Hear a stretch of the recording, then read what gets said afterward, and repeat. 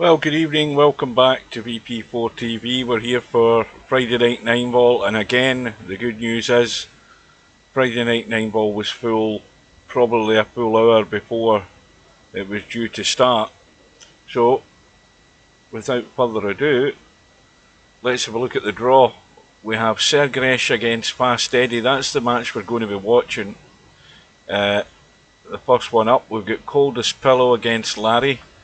We've got Stefan against Rabi. We've got Chimpy against Vertical Liquid. Simanx against Travelling TT. Jezdev against Spudboy. Eloquenti against Spectre Dawn. Bankster against Keezer. And no Stub. And his answer on Facebook was he's got some hose that he's dealing with. Anyway, so it's good news. Full house, and we're all set to go. Welcome back to Spudboy. Welcome to Mark. Welcome to anybody else that's out there. We had a match earlier today in the black ball on the one loss side. It ended up being a win as expected for Cobra, and it ended up comfortable in the end. I think it was 11-3, but it has to be said, Bankster did have his chances, but he didn't make the most of them, and Cobra was just that much better most of the time, not only dealing with problems but eventually getting out. So Spectre Dawn will be looking to try and regain his crown. Larry signed up earlier this morning to make sure he get in, and well, it's open to whoever makes the most of their handicap, because there are a number of players getting decent enough handicaps, no doubt, Spudboy being one of them, but you've got to make the most of it. So we are, 2 minutes away from the rooms going up. We've got a black ball tournament going on at the moment, probably just the two in it, I'm not sure. Monte Cristo, where's that? I've never. Monte Cristo, according to that, is from Germany, and Wenny I think is South Africa, am I right? I think so. Yeah. So Stubb won't be around tonight, which is never a bad thing. Larry's in getting some practice, so Larry's meaning business, I think.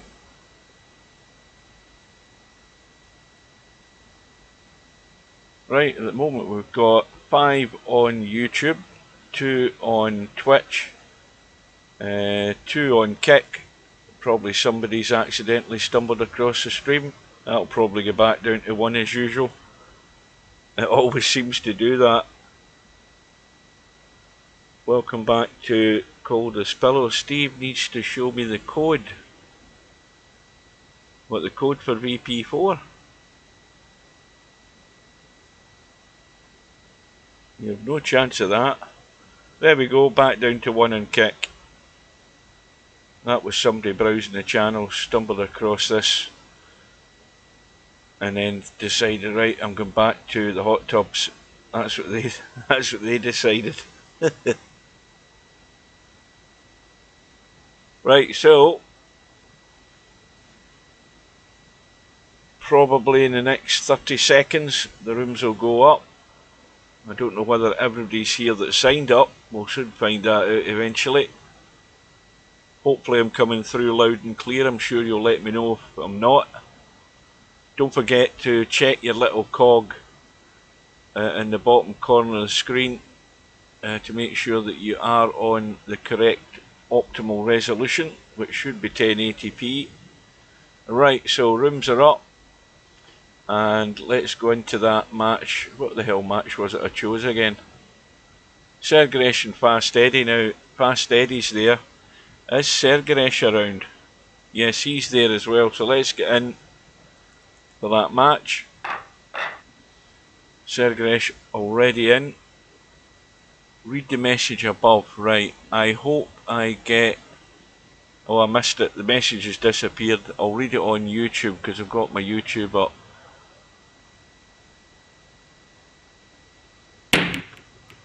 Hang on. I hope I get 3 and out. Can't make a effing ball to save my life. Why am I playing Larry all the time in the first round? Well, Larry's asked the same question. Larry's is usually, most of the time, Larry ends up second in the draw in the top of the bracket. And it very rarely changes. You'll never see Larry at the bottom of the bracket. Never. Welcome back to did I say welcome back to Semi-Pro? I can't remember.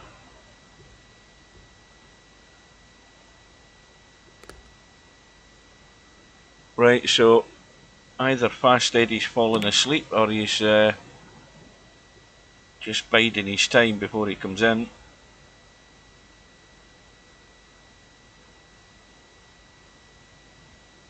So don't forget it's 10 minutes to get in the room in the first time, and then 5 minutes for every other match. Yeah, the poll, I was messing with a poll there, then I cocked it up, so I deleted it. Right, so Fast Eddie's in. We've got Sergresh on the right. We've got Fast Eddie on the far side now.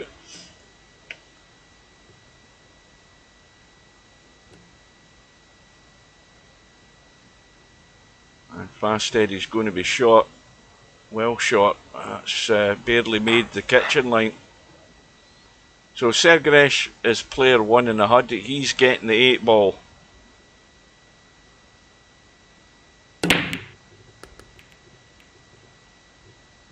And a ball has gone in. No shot in the window.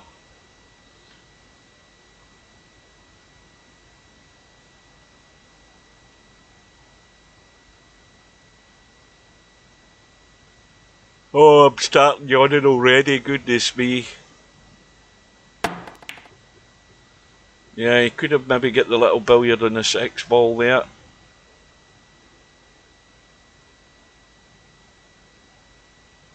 Now Fast Eddie should just be potting the 1 and coming across the table to play that 2-6 combo. That's fairly straightforward. Well, I updated mine the other day. There was another new one came out. Well, think about what I have to do, Coldest Pillow. Every time I update, see now what you've got to understand is I've got a monitor that is not really a monitor. It's a TV. Or put it this way, it was sold as a monitor with a TV tuner in it, right? But it's actually a 1920 by 1200 resolution, which obviously when you're live streaming is, you end up with a black box down either side of the screen if you actually live stream it at 1900 by 1220. So what I do is I use, good evening to Simax, I use the NVIDIA control panel to actually change my desktop, and in it I have got my desktop changed to 1900 by 1080. So whenever I'm on the computer, I've got a black bar at the top and bottom of my screen, so I don't use my full screen. But it's ideal obviously for gaming, and it's ideal for live streaming. But every time I update my NVIDIA driver, I have to go, it always defaults it back to 1900 by 1200, so I've always got to go into the NVIDIA control panel to change it back. Mind you, it only takes 2 seconds to do it, so it does. Well, there's a mistake by Sergresh at the wrong time again. Can't be missing them like that.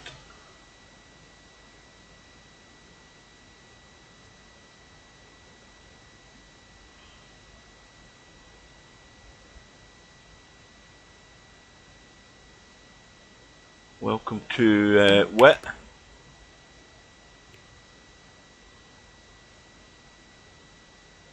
Fast Eddie Needs to get high on that 8 ball. Needs to get that angle. And he's got the angle to get up there. If you put the cue ball up near that right side pocket, you're still going to be fine. He doesn't want to leave it too square. Welcome to Rob. Good afternoon. And is he going to get there? Yeah. So just a straight draw should get the job done.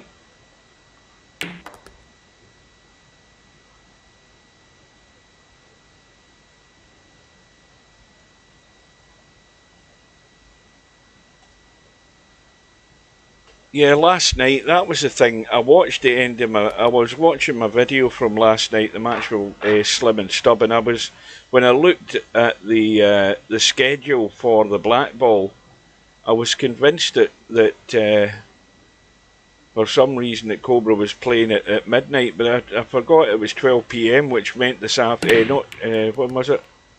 Yeah, is it tomorrow? I think it's 12 PM tomorrow. He's playing his one lost side match. So I'm thinking, that's midnight. 12 PM's just the afternoon, obviously. So I was a bit of a numpty there. So I should have a match tomorrow when I get home from work.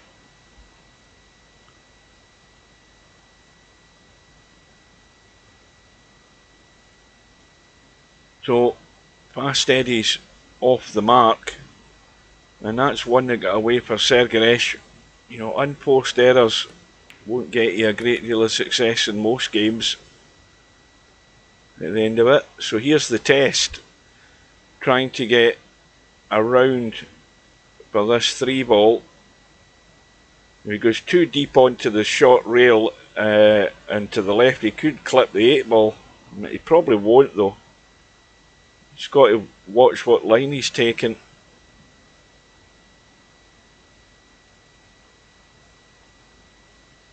But this has to get around the corner quickish. I don't know whether he can go. If he starts putting loads of English on it, then he could make this an awful lot more difficult. Well, that's going to work out if it misses the 5, and it hasn't. Yeah, 12 PM is midday. I was a numpty last night thinking it was midnight.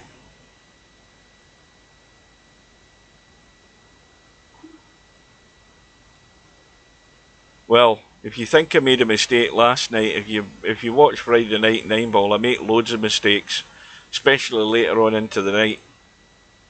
Once the brain goes to shutdown mode, I'm only working at 50%.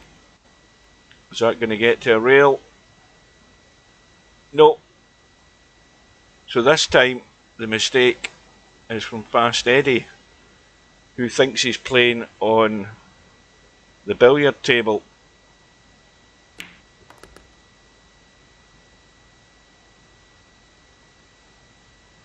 So, looks fairly simple. 5 and 6 ball into the side, and then roll the 8 ball in to square it up. Well, it always is. Aye. See, the last driver that came out, if there was, I don't know whether the one you're getting is the one I got a few days ago, but the last driver that came out, if you look at the list, there's about probably, I think the list was about 30 odd games that the new drivers were coming out for. And of course, pretty much all of them are new releases. Well, look at the 9 ball top left. This is going to be a quick rack one way or another.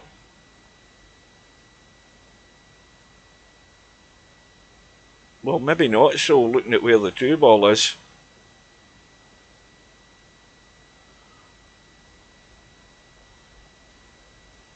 You could try blasting the 1 ball to cut it, but it'll be hard pushed to get decent in the 2.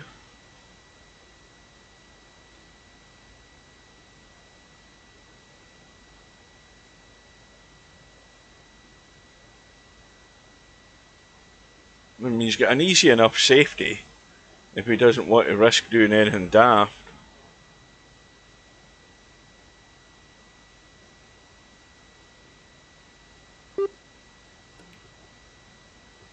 Oh well, oh, I'll tell you something.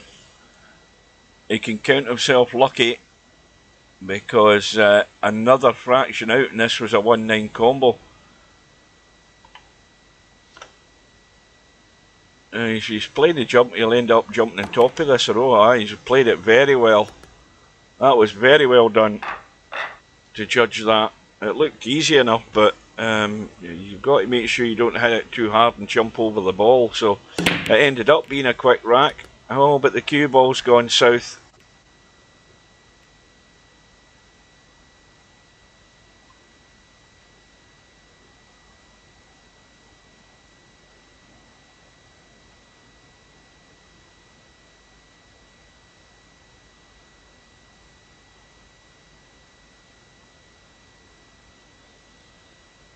Now, if Coldest Pillow was a private investigator,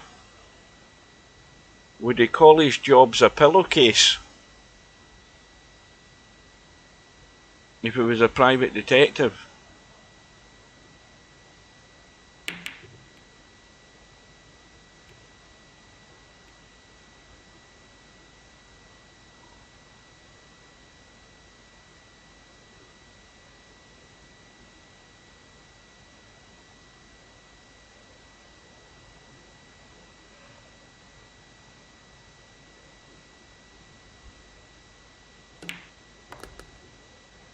Well, this is going to be giving him half a chance for this 2-8 combo. Looks straightforward enough. Problem is, again, got to watch what happens to the 2-ball. And the 2-ball still goes. In fact, tell you, it's a 2-8 combo, wasn't it? Forgot the handicap straight away.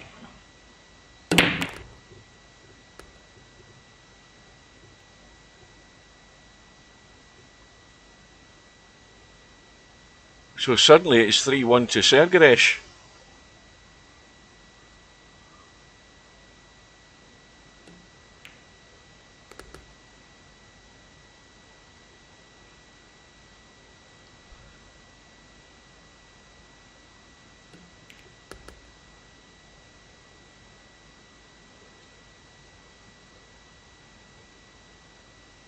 Well, I think the safest way is to go, is maybe to check this up a bit and go across the rails twice.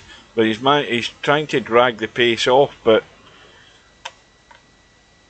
now he's just got to again get a hold of the cue ball, unless he's just going to run through and leave an angled cut in a 5. No, he's held it. And he's perfect.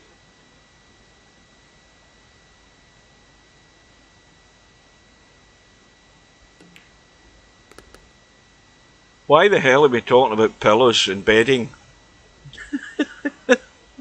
I thought I'm bad enough talking about food.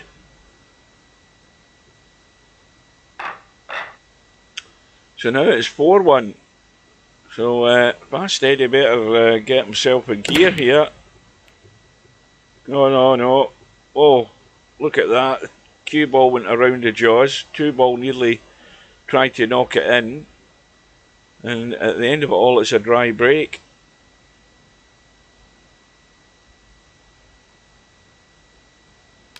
Oh dear. Well, you've got to check where the tip of your cue is, Eddie. That's an umpty error, that. Now, there's something worth discussing. Top Gear. There's a guy on YouTube, I don't subscribe to him, it's just a video that popped up, and he was looking at facts and figures and who all was involved in Top Gear. You know that Jeremy Clarkson had a £30 million stake in Top Gear, or at least that's what they paid him. Sorry, I correct myself. He had a 30% stake in the Top Gear franchise. So obviously he was making a bundle of money from the videos and from any other offshoots of the programme. And the BBC Enterprises paid him £30 million to buy his share, so to get him out of it. So he made 30 million from that, and for whatever other endorsements he had over the years, he made a fortune from it. But this guy on YouTube was looking at the viewing figures, and of course, since Hammond, May and Clarkson left it, the viewing figures have dropped like a stone. So they have. No, that wasn't how he described it. Maybe he did own the rights, but at the end of the day, he ended up having a 30% share that, according to this guy on YouTube, they finally bought it up. They bought it outright off him. So he's now no longer involved with it at all. But I mean, the argument is that why? I mean, the question that this guy asked was why stop Top Gear now for what happened to what do you call him, Freddie Flintoff. All he had, I mean, the injuries he had was to his nose and his mouth from the clip I seen, and then of course the BBC have paid him compensation for that. But if you look at bloody Richard Hammond, the accident he had two severe accidents. Richard Hammond, lucky to walk out alive in both of them. And you know, the guy was saying, if you look at the accidents they had, the programme wasn't stopped then. So it's got nothing to do with Freddie Flintoff's injury. It's because of the what do you call it? The drop in the ratings that they've pulled the plug on it. That's the be all and end all with any programme as to whether you're going to have. And you look at the ratings as well. When Chris Evans and that took over, it was a bloody disaster. You know, there wasn't any chemistry with any of those guys. I mean, the three guys that are presenting it now, I actually quite like them. I quite like what do you call them, Freddie Flintoff and the other two, because again they've got a sort of rivalry between one another, so it was quite good in that respect. But I think at the end of the day, the diehards of Top Gear sort of disowned it a bit because of Clarkson, Hammond and May getting out the door. I mean, once Clarkson was out, Hammond and May decided they didn't want to be part of it anymore. So, but they're now making a fortune on Amazon, aren't they? On the Grand Tour. Lineker's on a lot less than what he was on. I mean, don't forget, he took a big wage drop when all of that came to light about what they were getting paid. They're getting paid millions a year. And put it another way, if the BBC don't pay them millions a year, then they'll go to ITV or Sky, where they'll get paid more at the end of it all. Well, there's a fluke. But wouldn't it be a shocker if there was? The other thing, that Andy Millman, or whatever his name is, the producer, he had a big stake in Top Gear as well. He had a chunk of it. But all of the four of them all went to that Amazon Prime thing, didn't they?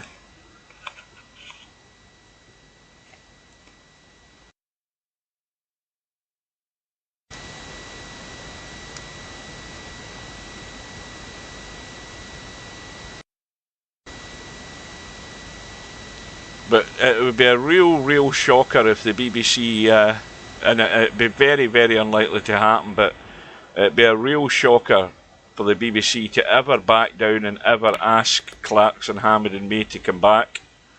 It's never happened before, and it's extremely unlikely to ever happen, because once the BBC boot you out the door, it's very unlikely you're going to come back. Well, the other thing I found out yesterday as well is Noel Edmonds, since he stopped doing that 14-1 crap, or whatever the hell it's called. What's it called? The open the box thing. What was that called? Deal or No Deal. He's been working in New Zealand for the last 7 years.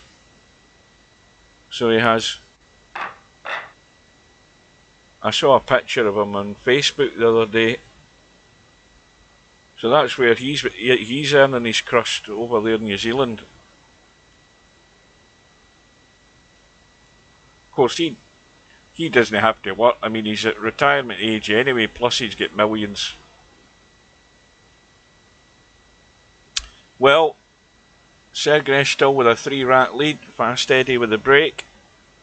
And Fast Eddie's taking a minute's interlude.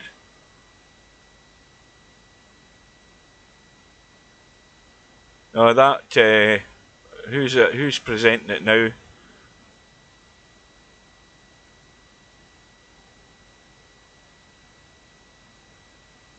Edmonds had terminal cancer, cured himself. That's the first time I've read that headline. That sounds like an old News of the World headline, that one.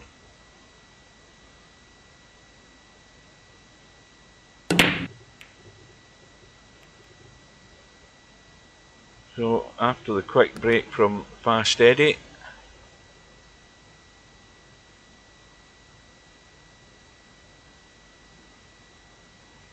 you sure that wasn't an April Fool? Are you sure that wasn't a gotcha as well? And don't forget also, Noel Edmonds had his programme cancelled because that guy got killed doing the stunt, doing the rehearsal for the stunt that he was going to do in the car, and he got killed.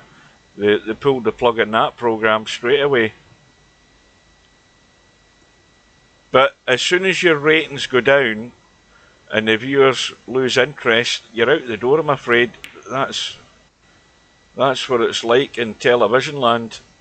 It doesn't matter what your name is or who you are. If you don't get the figures, they will very quickly give you the old cold shoulder and boot you at the door.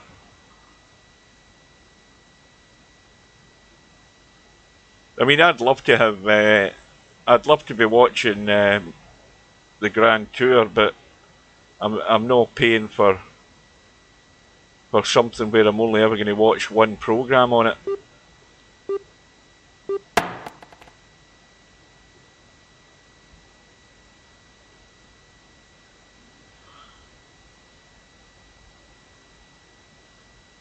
Right, Sergresh, ball in hand.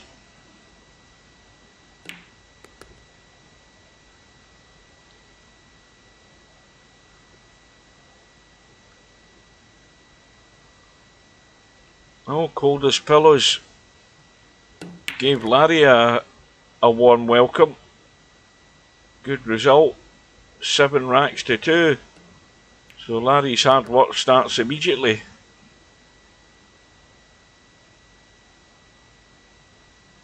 And Sergresh has got to be careful with that 6 ball up there.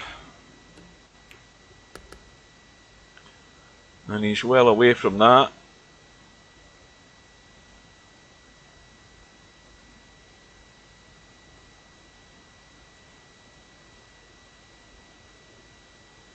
Oh, you know what I was watching before I went to bed last night? I was watching a bit of it. When I was having my cup of coffee, I was watching a bit of Planes, Trains and Automobiles. It was bloody hilarious. With John Candy and, what do you call him, Steve Martin. Hadn't seen it for a few years.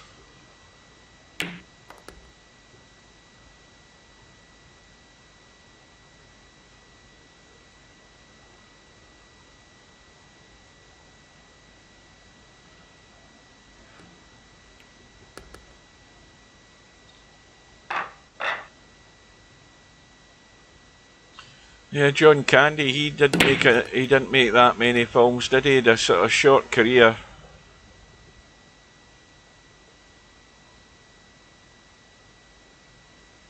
I think the last one he made was that Western or whatever it was. That was the last one he made before he died.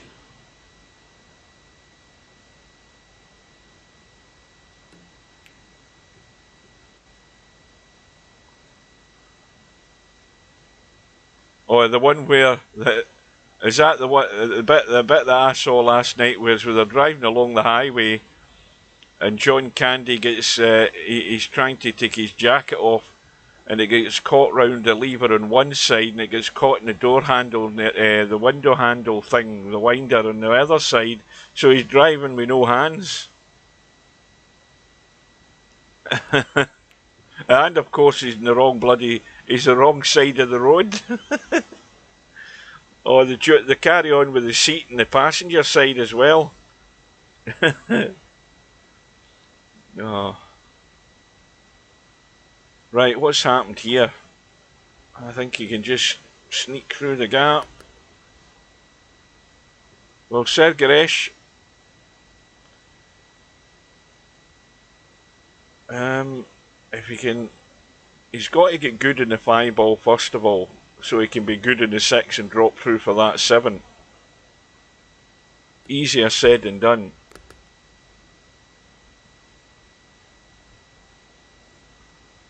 Yeah, but that's not politically correct now, that film. Well, it wasn't politically correct at the time it was made, but it's certainly not now.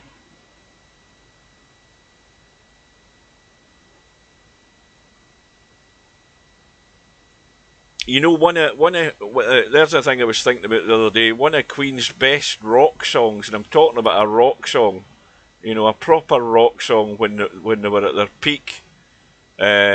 Fat Bottom Girls. You'll never hear that on the radio now. I haven't heard it in years on the radio because, again, it's not politically correct. It'll upset some feminists and it'll upset some old fuddy-duddies, but it's a brilliant bloody song. You've got, and here's another thing. I was driving to work during the week there, and I was listening to Radio 2, and it was, what, 10 past 5 in the morning. And you know what they played? They played Money for Nothing by Dire Straits. Now, first of all, the guy is that Owen Wyn Evans. He's a Welsh guy, and he happens to be gay, and he presents an early morning breakfast programme in Radio 2, and I switch that on in the morning when I'm driving to work, and he came on after the news, and that was the first song he played, and I thought for a second, well, wouldn't it be weird and totally unpolitically correct if they get to the verse where he says, and eventually Sergeresh has won, where they get to the verse in Money for Nothing where he talks about the little faggot, he's a millionaire, right? And lo and behold, the Dire Straits song has got a verse completely edited out of it now for radio purposes. They played the song and you don't hear any reference to that at all. In fact, they cut out like more than a verse. So they did. So that's how things go nowadays. You know, if you've got something that's going to be the teeny weeniest controversial and upsetting the lesbians or the gays or, you know, the blacks or the Chinese or whoever it might be, in order to keep everybody happy, they just cut everything. And that goes for all the films as well, loads of them. So it does. That's what pisses me off, so it does. Anyway, that's my rant over. So, well done to Sergeresh. Fast steady. Sold up on the on that 3-cushion table, struggling to find the pace. So Sergeresh moves through. Let's have a look and see what we've got here. We've still got a match going on. Jesdev and Spudboy. Oh, Spudboy's looking favourite there. He's 6-1 up at the moment. And we've also still got Chimpy and Vertical Liquid. And Chimpy's favourite in that one, 6-1 up also. And Rabbi and Stefan. Rabbi's 5-2 up. So there's still about 3 results to come through. So what will we go and look at? Well, we've actually got a 1-loss side match. We might as well get into that while that's going on. We've got Fast Eddie and Larry. Yeah, I watched that video on YouTube. You know,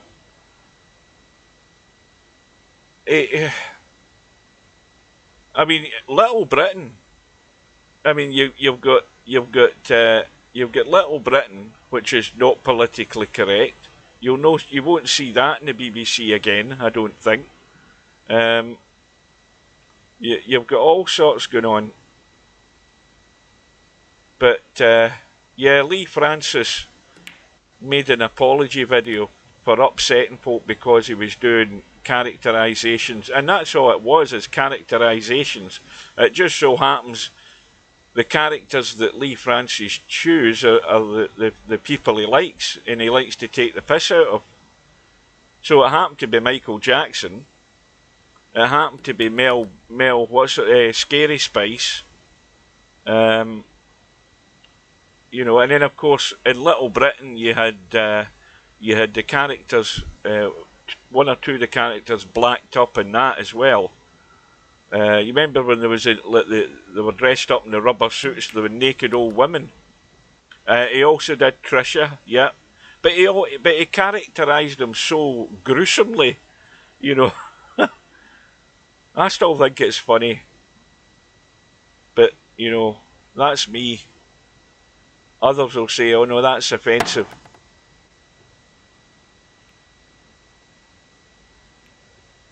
What do you mean ruined his career? Did he have a bloody career, him? Did he have a career? I never listened to any of his music.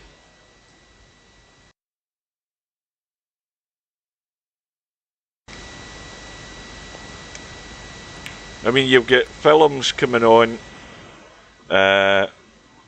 old films going. What's that channel I watch? Because I like watching old films. That one that's up at 82 on Freeview. Every time they show a film in that, this film was made in 19 whatever it is. Some of the language and this and that and the next thing could be offensive. That's a warning to viewers. As if people are so bloody gullible and ignorant that they don't know themselves. You know, it's your choice whether you want to watch something or not.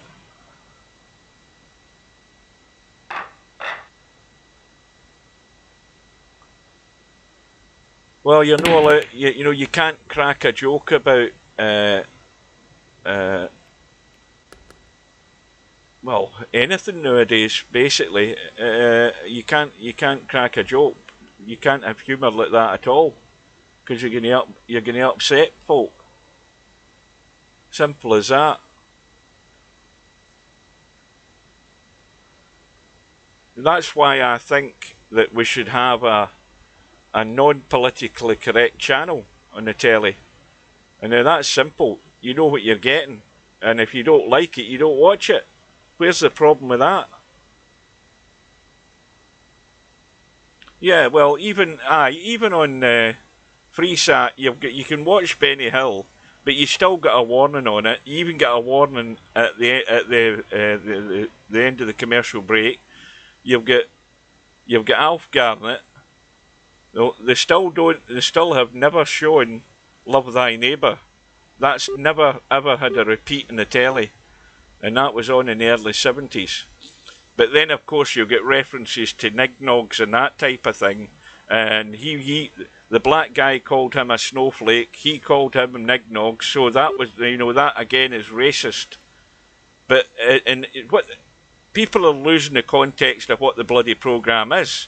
The programme was about the guy who was a bigot, he was ignorant, he had a next door neighbour, they moved in, he worked beside him at work, and the white guy never ever came out on top.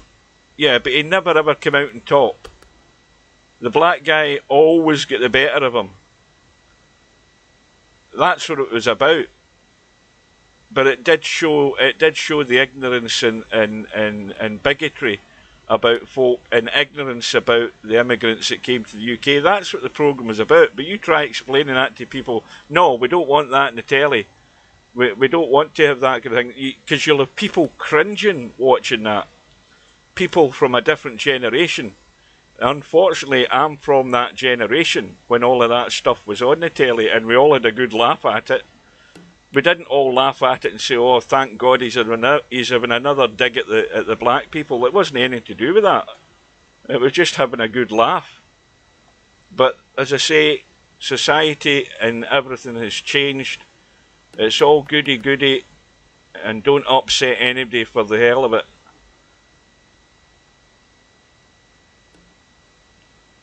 Well, I just don't like the English, and not particularly the Welsh either.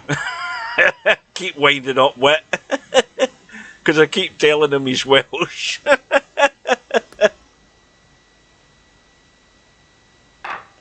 But you see where I'm coming from. You know, whatever you used to like in the telly, you can't watch it now. Yes, and films are all heading the same way. It's all heading the same way.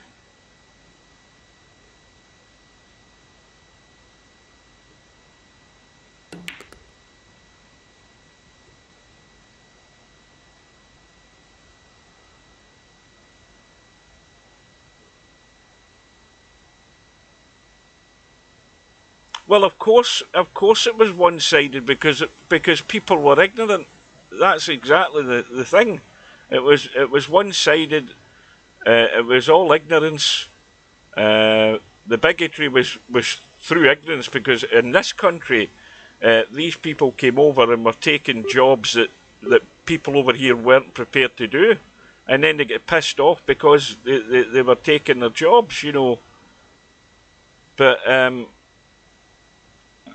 you know, nowadays it's went totally the other way. You know, society and broadcasters have went completely the other way. And don't forget, also in this country we've had statues getting taken down. Why did they take the statues down? Why did people complain? Because these people made their fortunes from slavery. You had all of that carry on going on. Is it right to take down the statues from the people that made their money from slavery? It probably is, you know, because they're lording them up. But there's not a city in the UK, there's not a big city in the UK where a lot of the buildings and the money for those buildings back in the day didn't all come funded from slavery. So it's not just a matter of knocking statues down. Right, back to the job in hand here. This is Larry fighting for survival on the one loss side against Fast Eddie, all US battle.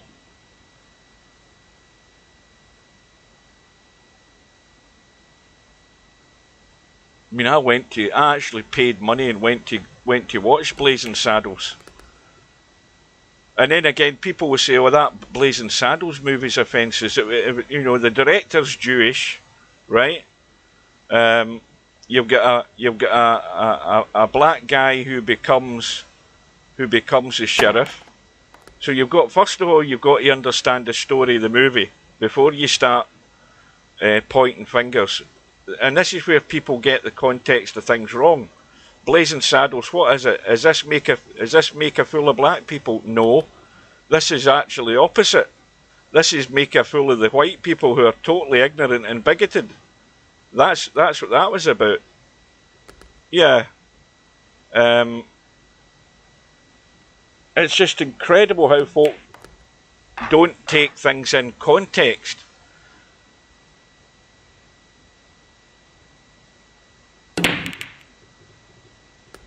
Well, you try explaining that to the goody two-shoe people. What? Try and explain that to them.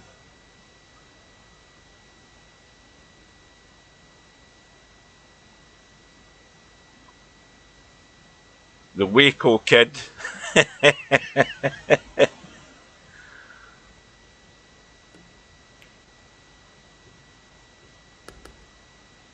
Slim Pickens in it. He's hilarious. The Camptown ladies sing that song, doo-dar. Camptown racetrack 5 mile long, oh-dee-doo-da-dee. Wine to run all night. They're all jumping about like a bunch of Kansas singing. What is it he says? Kansas City faggots. Oh, it's true. Oh, aye. I mean, it's a laugh, but again, you know that Rob. I don't know whether you can confirm this, but I already know this anyway. When they showed Blazing Saddles in the USA on television, right? They edited the fart scene so it wouldn't upset the locals. So you can see the fart scene, but you don't hear anything. What's the bloody point? They actually broadcast the film, and they edited out the fart noises in case it upset somebody. I mean, you know, there we go. That's when it started. Oh, you've got to laugh sometimes, so you do. Well, Larry, 3-0 up, Fast Eddie, point of no return.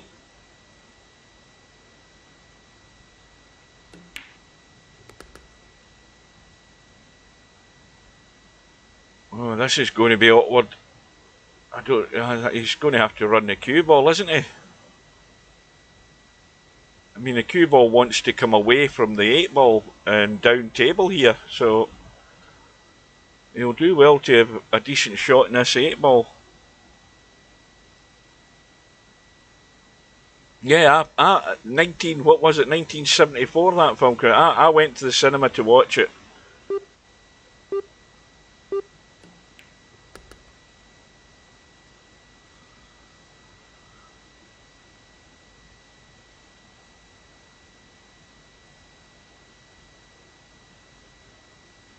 And what was it? What one of the lines? What did you call him? Oh, Hedley Lamar. When they were trying to work out an idea, Slim Pickens is in the office with them. They're trying to work out an idea how to get rid of the people of Rockridge. And Slim Pickens says, "Why don't we? You know, they came up with one idea, then another idea. Then he says, why don't we kill the firstborn?" And Hedley Lamar says, no, too Jewish. That was definitely a Mel Brooks line that he put in it. The other thing about that film is that the initial idea and part of it was, what do you call him? Him that was a stand-up. He wrote some of it. And then Mel Brooks and another guy, I think, took over the script. So well done to Larry. He survives. Fast Eddie. It was short and sweet tonight. Richard Pryor, that was the name I was trying to think of. Because initially they thought Richard Pryor was going to play the sheriff. So they did. Right. Let's have a catch. In fact, let's talk pool now. So Larry's through. What's happening on the winner's side? Sergeresh is 3 apiece with Coldest Pillow. Rabi's underway. Chimpy's 1-0 up. Simanx 2-1 up against Spudboy. Spectredon 2-0 up against Bankster. So Coldest Pillow looks as if he's on a bit of a roll here. He's getting last 2. Let's see how he copes under a bit more pressure now that we're watching him.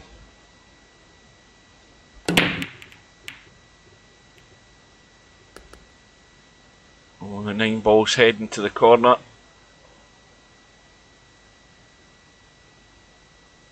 Now, the 4 ball, it goes. So this is a good table for running out. Or at least getting to the last 2. Well, that's the old VP4 escape route. The big draw. And this doesn't need to be bashed in. Got to keep going though. Got to keep going to open up the angle.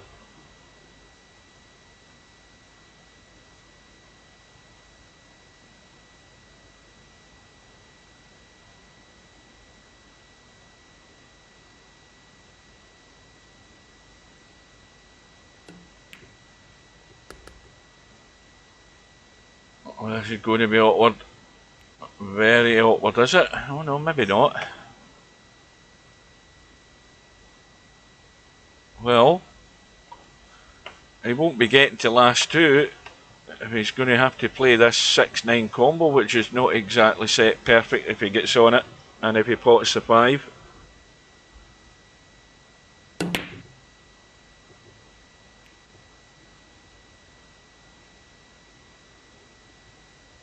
What did I say? Did I say 3-1 up? How come it's 4-3? I can't read the bracket, that's why.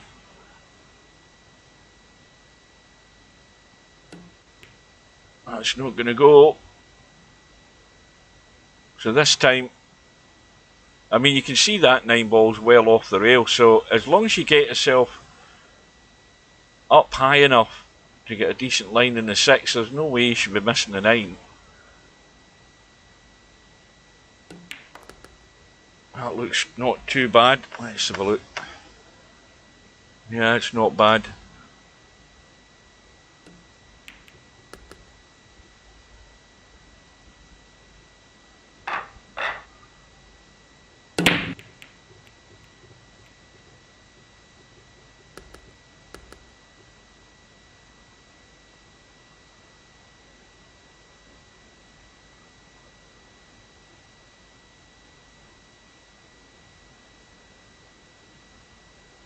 Oh, thin cut in the 1.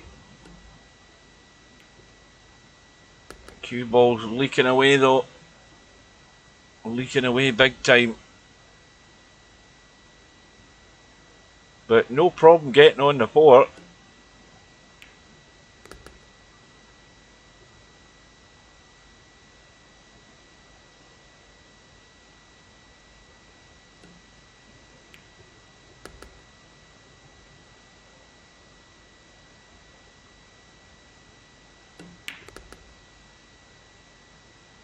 Well, this is what I was speaking about before the tournament started. I probably say it every week, but you know, if you're the guy that's getting a handicap, then you have to be good enough to make the most of it.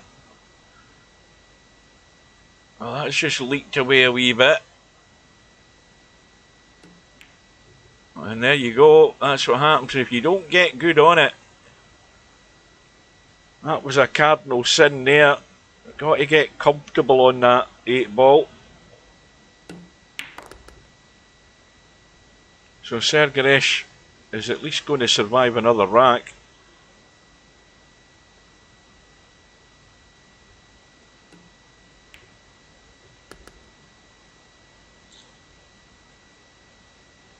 Oh, well, anybody who's watching from the UK, I don't know whether you've ever seen it, but I stumbled across this video on YouTube the other day. I saw the American pilot episode, or well, I didn't see it, I didn't watch it, I saw the first 2 minutes, and that was enough. But there actually was an American pilot episode of Only Fools and Horses, believe it or not. Oh, it's unbelievable.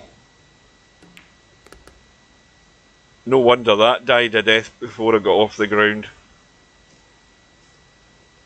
You've got to just go to YouTube and hit in Only Fools and Horses US pilot episode, you'll find it. And you want to see the Del Boy character. In fact, the one that's even more hilarious is the Rodney character. Oh, that's bloody awful, so it is.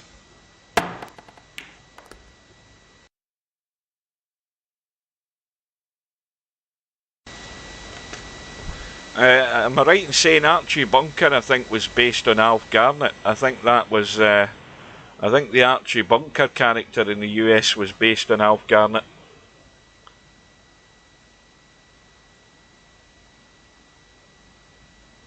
I don't think Coldest Pillow can get to the red, he can't. Not the red, the 3 ball. Well, he's not left anything easy. That's one advantage.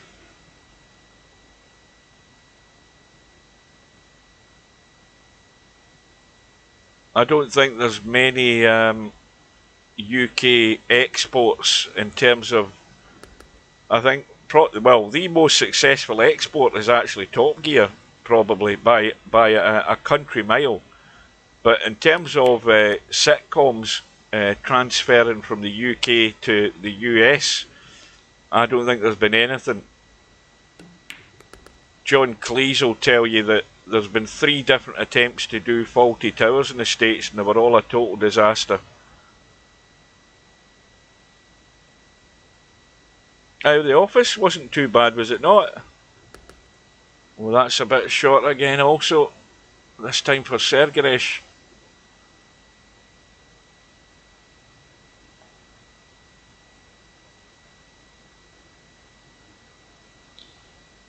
Aye, the question is though, was it a success in the US though?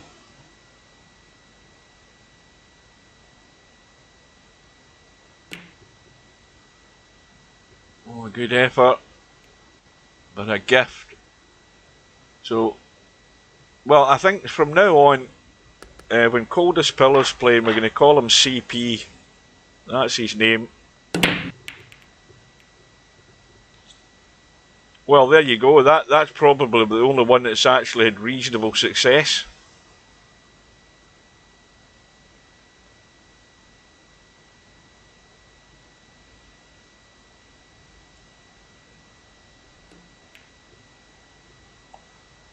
But I mean, the UK's been selling the rights to situation comedies to the States for years and years, and you know, 99.9% of them have all been shit when they went over there, because they obviously have to adapt the scripts for the American audience. Whereas nowadays with social media, you know, if anybody from the States wants to watch the original Only Fools and Horses, get yourself onto YouTube. You can watch it. And I'm sure the Americans would still find that funny. Probably funnier than the American pilot episode of the version they did. I'm sure they would understand most of it. The Americans aren't all that dumb they can't understand it. They'd probably get a good laugh. And I think a lot of stuff nowadays, you know, you can watch anything now on YouTube. Not just YouTube, loads of other outlets.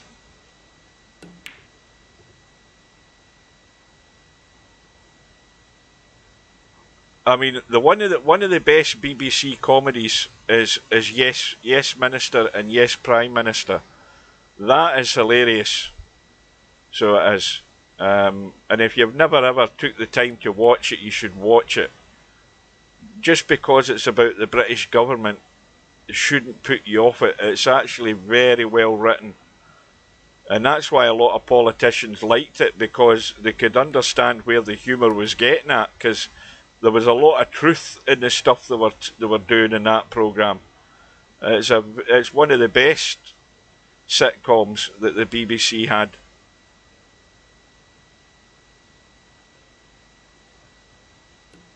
And it's one you can keep going back to and still having a good laugh at it and seen it umpteen times. So if you've never seen Yes Minister and Yes Prime Minister, make an effort and watch them. And in fact, you should find it even funnier, certainly by what's happened in the UK the last 3 years.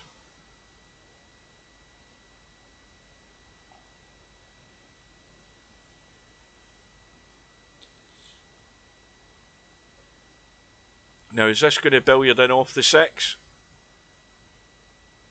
That's what the commentator's eye shows. I mean, you can billiard it in off the 6, maybe. Give it a smack. Let's have a look. Oh, hard to say, maybe not. Well, there you go. It just shows you Coldest Pillows listen to the live stream. What does that tell you? What does that tell you? CP, I should have said. Probably like Veep. What's Veep, Larry? I've never heard of Veep. CP's taking tips from the commentator. Now the question is, did Coldest Pillow, CP, did he see that shot before I told him the shot? I wonder if he's going to be honest here. He was looking around to try and play a cut initially, wasn't he? Until I said about the billiard. Well, that got him over the line. How come the score says 8-4? How the hell do we get a result like that when it's a race to 7? Are you seeing that up there on the scoreboard? Look at that. Well, there's a bug. Make sure we remember to tell that to Steve. Coldest Pillow wins a race to 7 by 8 racks to 4. I've never seen that result before. So that's definitely a bug.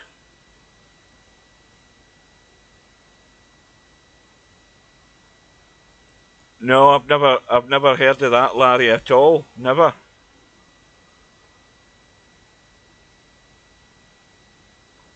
Yeah, the score shows up in the lobby chat okay, but in the room it's totally warped. Right, so Coldest Pillow through to round 3, waiting on the winner of Chimpy and Rabbit. It looks like Chimpy's the favourite to go through there, but hang on a minute, we've got Simanx and Spudboy on a close match, and Spectre Dawn is blitzing Bankster. He's 6-0 up, so I think we'll go in and see if we can jinx Spudboy or Simanx. Let's have a look. Now that's something I've never seen, the thick of it. Like I say, I don't watch a lot of normal television now. I don't watch any of the latest stuff now. I just don't have the time nor the patience. All my favourite stuff's at least 30 odd years old.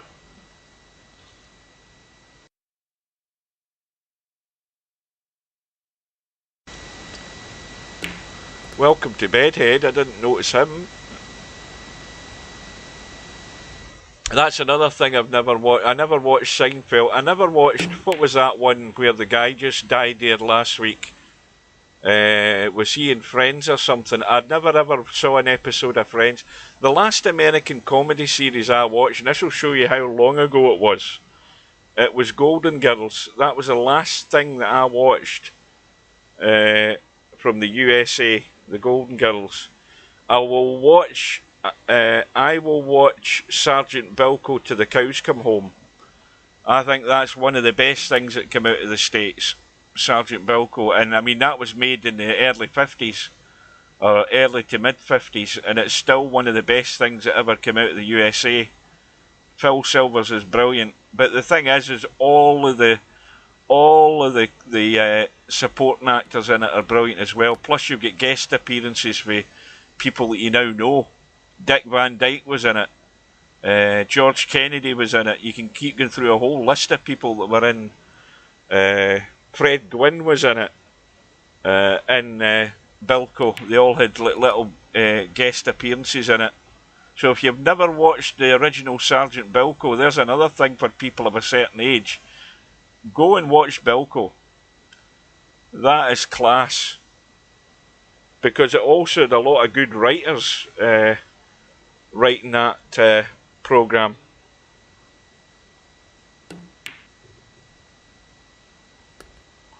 Oh dear. Well, Simanx, ball in hand. Spudboy getting the 7 ball.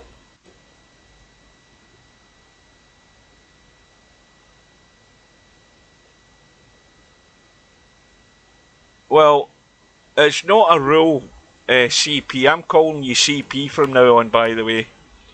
When we used to play VP3, that's where it started. Because in a challenge room, that's what it is. The challenge is to get practice and try and run the table. So it was an unwritten rule where you just run the table rather than playing a ball in hand combo. That's all it is. But in tournaments, anything goes. It's not, there's none of that in tournaments. If you get ball in hand and a 9 ball over the pocket, then you knock it in with ball in hand. But we used to do it all the time in challenge rooms. You would try and run the table, because that way, that's the way you learn to run the table, is by not taking the basic way out, is find your way around the table and run the table.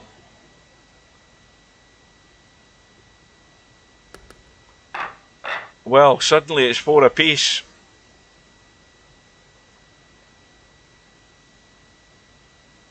But you've got other guys who play 9 ball in a challenge room and it's win at all costs.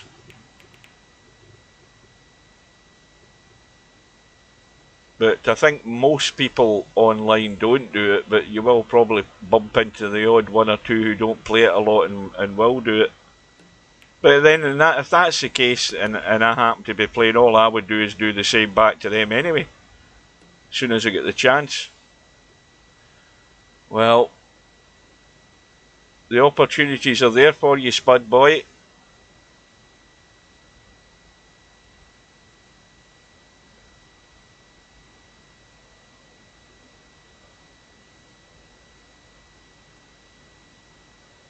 Well, this is just roll it in.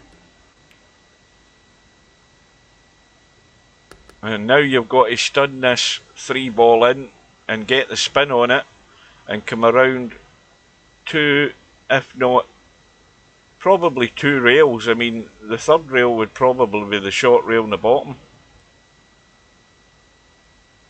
No, you're doing pretty well yourself there, Simon. I don't think you need any help from me. Oh, he spun off the 9. Disaster. And he fluked the 9 as well. Well, there you go. I've jinked Spud Boy big time. You've got to laugh. You've got to laugh.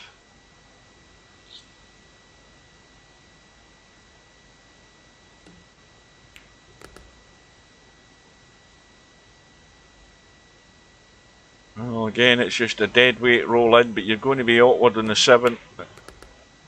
Well, not a dead weight. It's a bit more awkward than what it would have been if you'd rolled it in dead weight, though.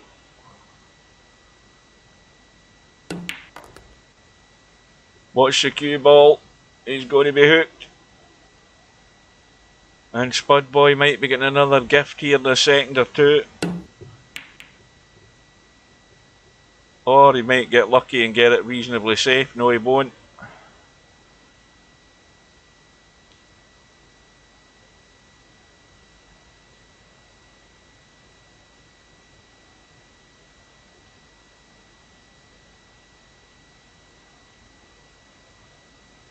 Well, just cut the 8-ball in.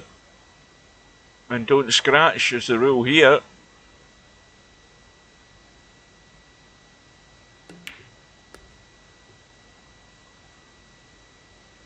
So Spud Boy takes the lead. How come? Oh no, he's getting a 7-ball. What made me think of?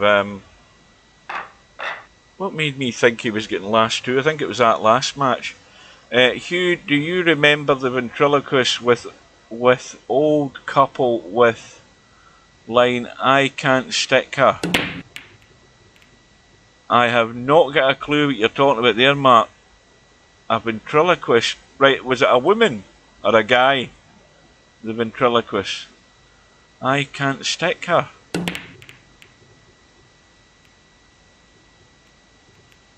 Right, it was a guy and he had a couple.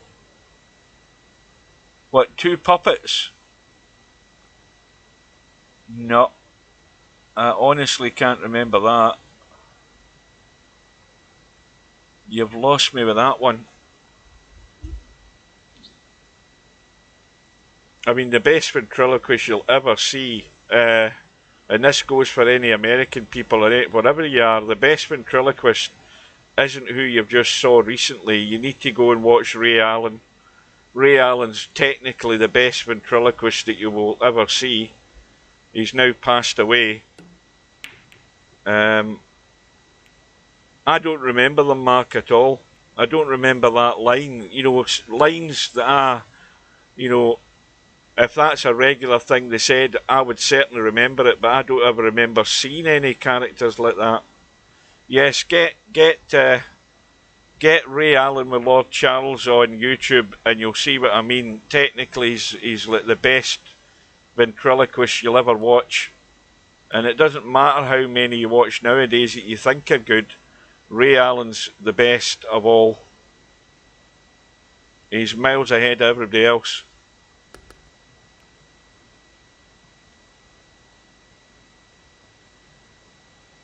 Well, I presume that's Chimpy has gone through. He'd a good enough lead, so he probably won that 7-3.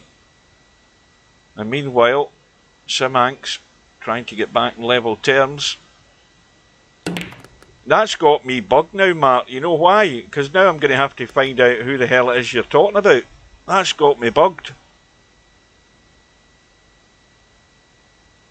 Well, why don't you Google it? There's an idea. Why don't you Google that line? If you're sure that's the line that they said, just Google ventriloquist and I can't stick her, and I'm guarantee you're bound to find something about it, because there are people who will have websites about it and all that stuff. Because that type of thing bugs me. If I'm trying to remember something, I'll spend hours trawling it till I find it. That's the kind of sad guy I am. I can't get it out of my head. I mean, if Larry hadn't told me Albert Bartlett potatoes the other night, I wouldn't have been able to sleep. I wouldn't have been able to go to bed. It would have just bugged me, and it would have annoyed me till the next morning. All I remembered was that the potatoes were named after a guy. They had a guy's name, and that's the only thing I could remember. And somebody piped up Maris Piper.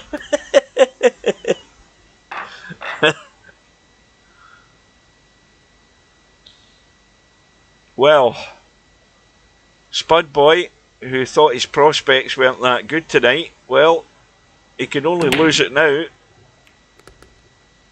Oh, well, he's lost the cue ball for a start again. That's a disaster. As soon as I open my mouth, the jinx kicks in.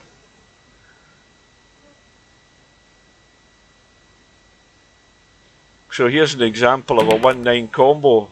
Went in at 100 miles an hour. And Simanx hanging in there.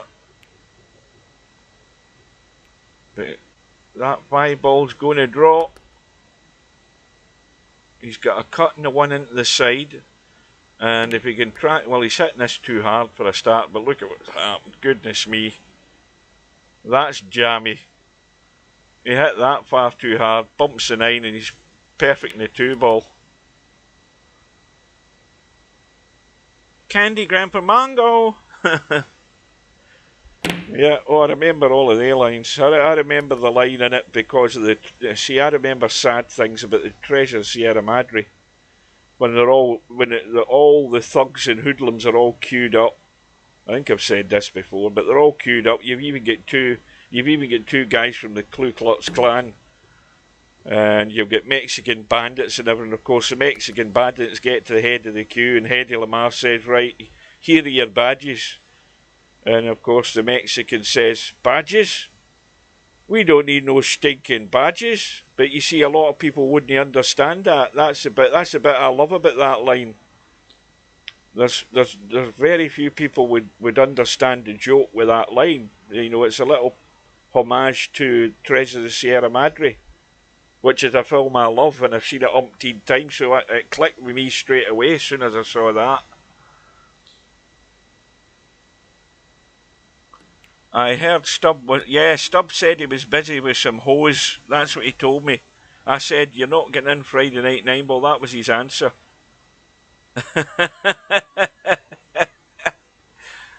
Stubb apparently Stubb's a wanted man from all the chicks.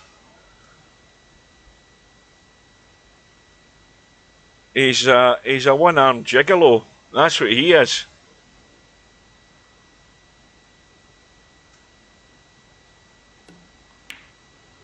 Oh dear. Oh, Spud Boy bottled out there big time. I mean, he's getting a 7 ball and he couldn't get it in the hole, and suddenly it's all going to end up in a disaster, I think. Simanx needs the 8 and the 9 for a final rack.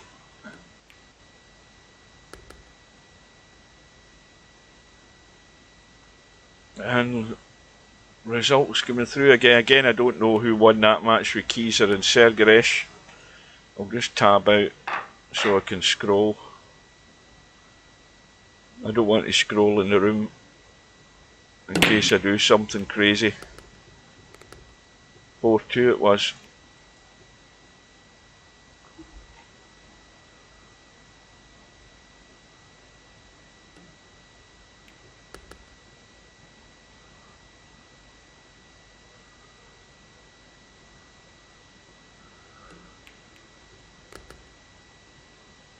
Well, watch all pockets here. Knew that was coming.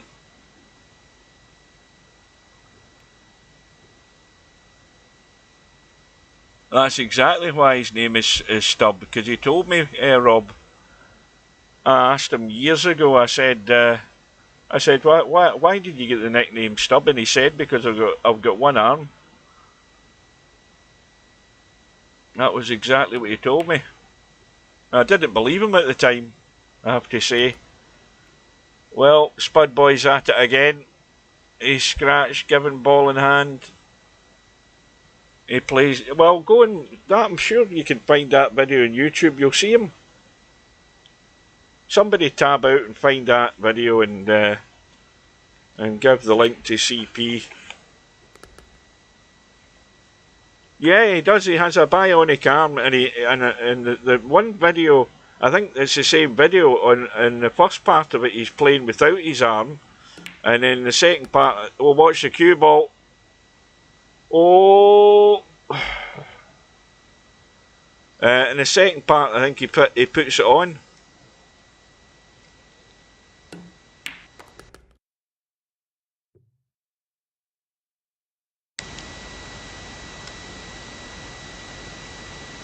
Well, I see where you're coming from now, Rob. Yes, I get it now. Yeah. Stub. Oh, I'm going to wind Stub up about that. We've all worked out why you're called Stub, and it's not because of the physical situation. Well, it's the other physical situation. That's what it is. Stubby boy.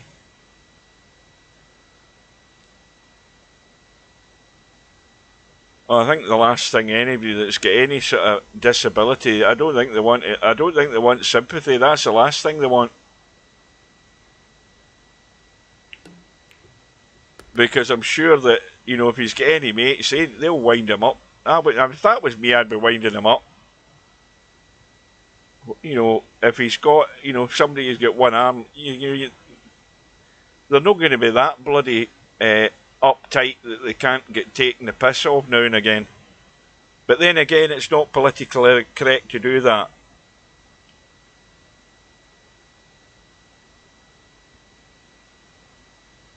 Yeah, he's got a little case for his little prosthetic add-on penis that he has.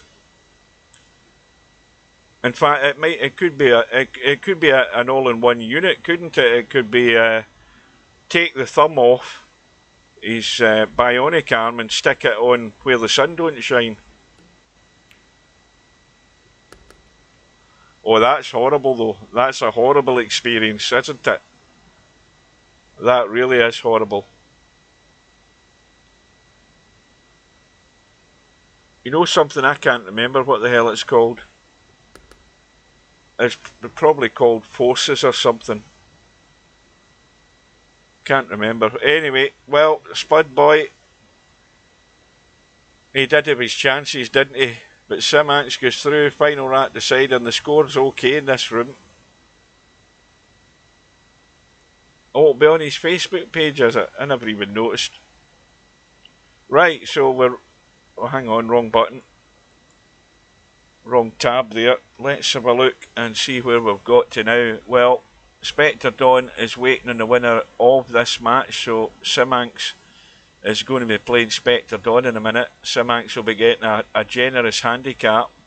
Is he going to get enough chances to be able to use it though? Well, Chimpy has got CP in a bit of trouble. Chimpy's 2-0 up. Let's have a look at the win-loss side. We've got Travelling TT 2-0 up against Rabi. We've got Stefan just about to start playing Spud Boy. We've got Larry lying in wait for the winner of that match. So that's how we are at present now. What do we do here? Do we go into the Chimpy match? I think we do. And see how CP handles Chimpy. His first name's Matt. M-A-T-T Brzezowski.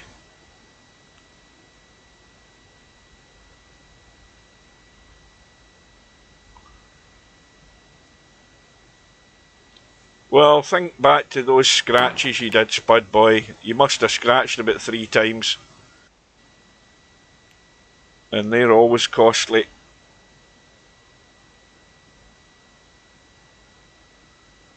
So, CP is getting a 6 ball, which is very good. And I think he's been making the most of that in the first couple of racks by the look of it. Good evening to Miasma. Welcome back. Oh, this 4 ball going to bounce far enough? No, it hasn't. I don't think it has. No.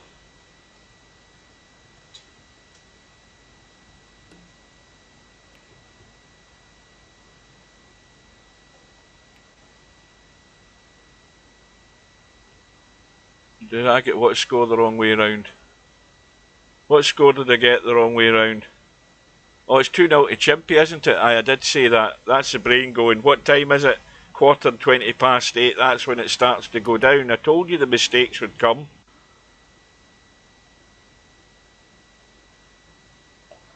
It always starts happening this time of night. It's a downward spiral for me. Well, anyway, it's still a good handicap. There you go, 2-1. And a ball in the break. I don't know that he's got a shot in the 1 though. Let's have a look. And the 1 ball's not a good bank either. That 8 balls, even if you try to make it, the 8 balls in the way. Oh, if it misses the 2, well, that could have been a hook there.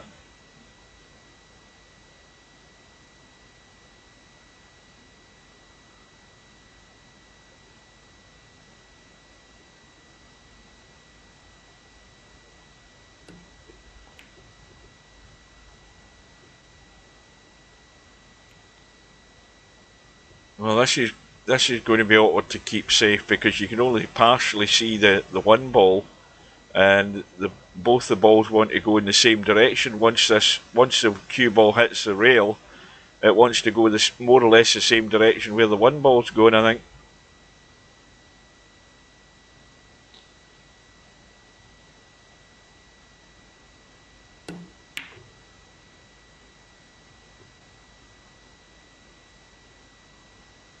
Well, the cue ball stayed down, but it is an opportunity for Chimpy.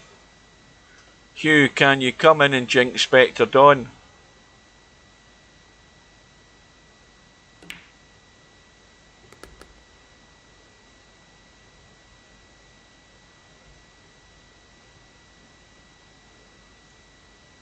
In the CP last match, he was getting the 8 ball, pocketed the 8 in the last rack, and still had to shoot the 9.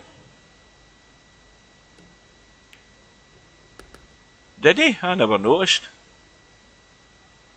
Maybe I was out of sync. Maybe that's what it was.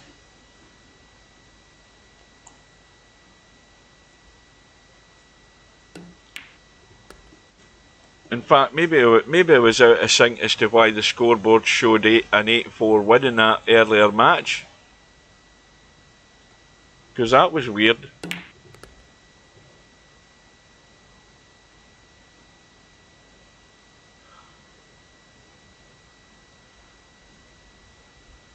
Well, got to watch that 9 ball getting in the way.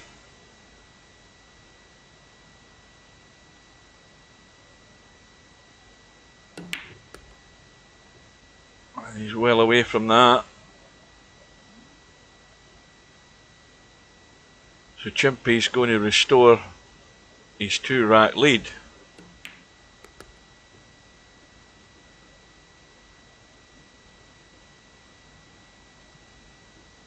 I need a quick drink.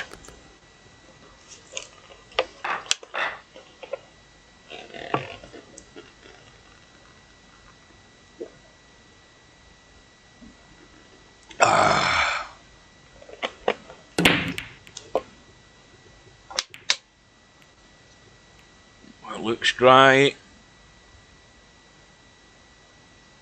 The 8 ball makes that pocket big. Well, good evening to Cobra.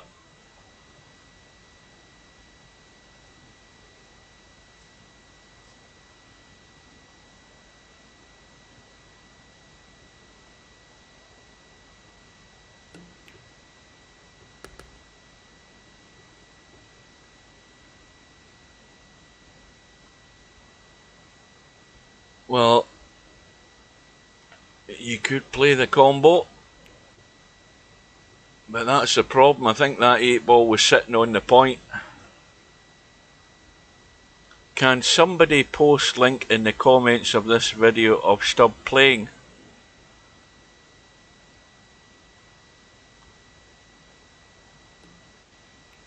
Well, I could tab out and go and find it, but then again, that's me tabbing out and killing the live stream. As far as you'll just have a stalled picture, I think, if I do that.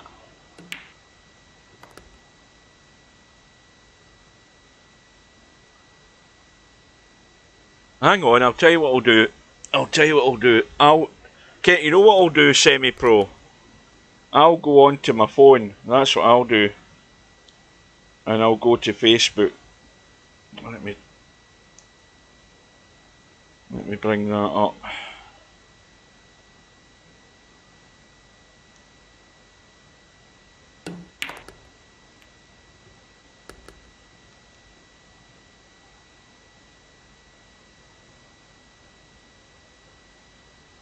Right.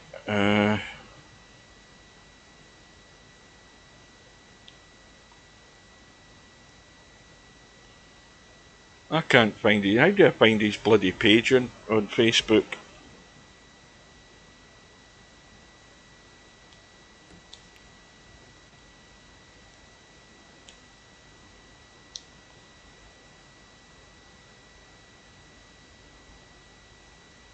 I think I'm actually phoning him, believe it or not. I can't shut the thing down. I think I'm sending him. I think I'm doing a live call with him.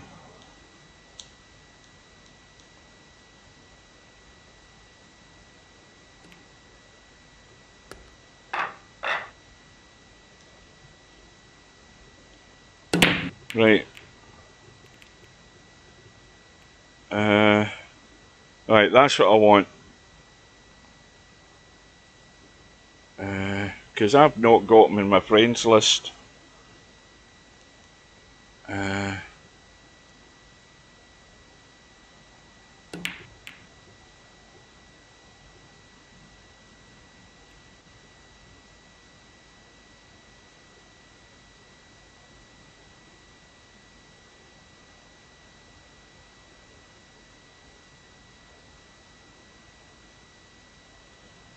No, I don't see any. I don't see any video links on his profile. Let me look down there. Hang on. I think the only way I would see it if I was on his friends list, I can't see anything. Yeah, there's no videos there for me, but I'm sure I'll be able to find it on YouTube. I'm sure I can find it. What, 9 o'clock tonight? You're joking me. And Slim's not around. He's not even in the tournament because that's too late for me. I can see the start of it. In fact, it might be that quick the match will be over before Friday night 9-ball's finished. No disrespect to LS3.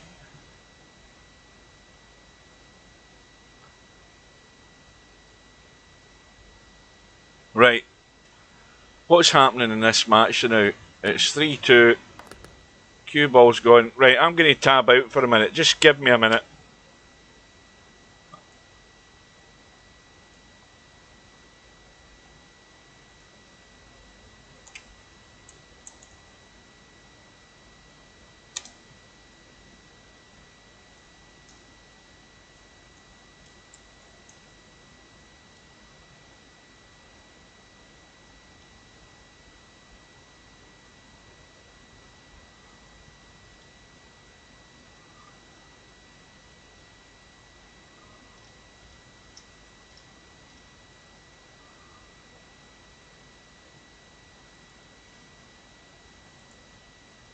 No, you're right enough, Semi-Pro. There's far too bloody many. His channel's not named after his name, if you know what I mean. Oh, CP's found it. That's good. Because I would have found it eventually, one way or another, but...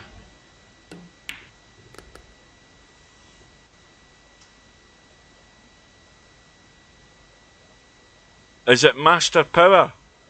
Ah, right. Right, CP, just tab out and open up another tab for YouTube and put in Master Power. See if you can find his channel that way. Then you should be able to find that. If he's still got the video on his channel, that is.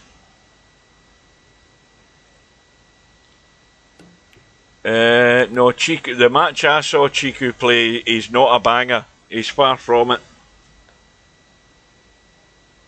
Yeah, so CP said his channel's who has it said it? Somebody said it. Powering up in the 9-foot table. Cobra says they're still on there because he'll be looking at them. Well, Cobra, post a link for the guys.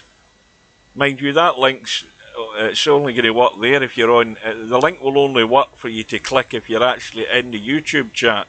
It won't work if you're on. Well, it might work. I don't know. It might work on Twitch because it doesn't work obviously on my screen. So I can click it in the YouTube chat myself because I've got it up. But I've already seen it anyway. Right. So we're 3 apiece in this match with CP and Chimpy. That's a good one. CP and Chimpy. Welcome to Paul. It's Bullabog, not Paul. Alright then. We'll take your word for it.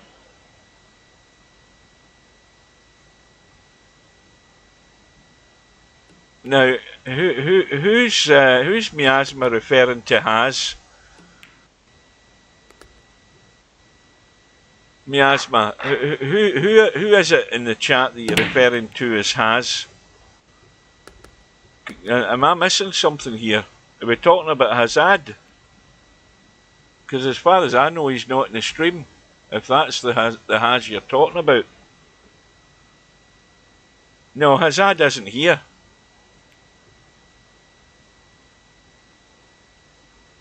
No, Taoist Nomad is Wit. You've been calling Wit Hazard all night since you came in. That's what got me confused. No, Hazard isn't in. He's not in the stream tonight.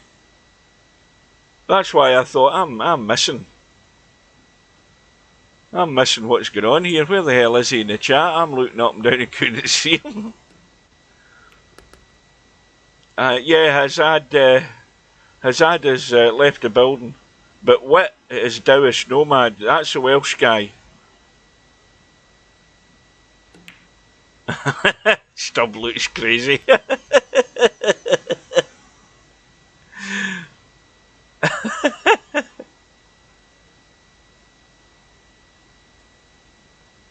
I like that. First impression, Stub looks crazy.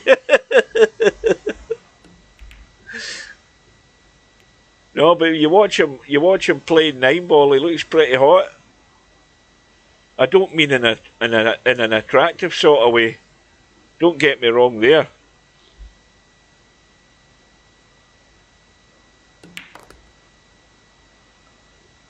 No, I would just do the camera work and stick him in next to Steve. That's what I would do.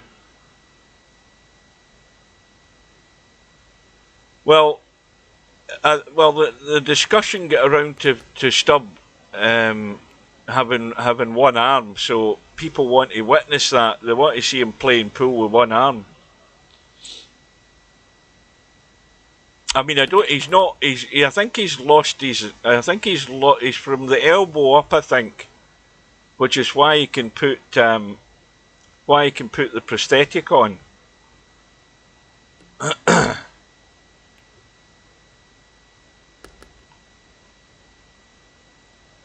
Well, that's why I think looking at him on the video. I think he's in probably mid-30s. It's hard to tell. In fact, he could be a bit older. It's hard to tell.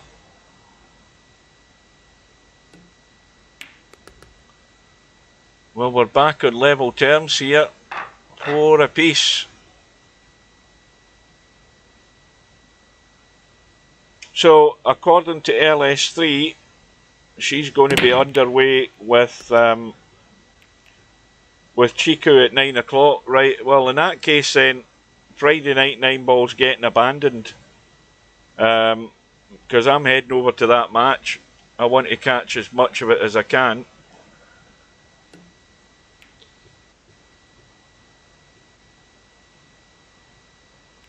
And Steve's, I wonder if Steve might show up. In fact, it wouldn't surprise me if he dropped in when he knows that, so he might want to see the guy playing.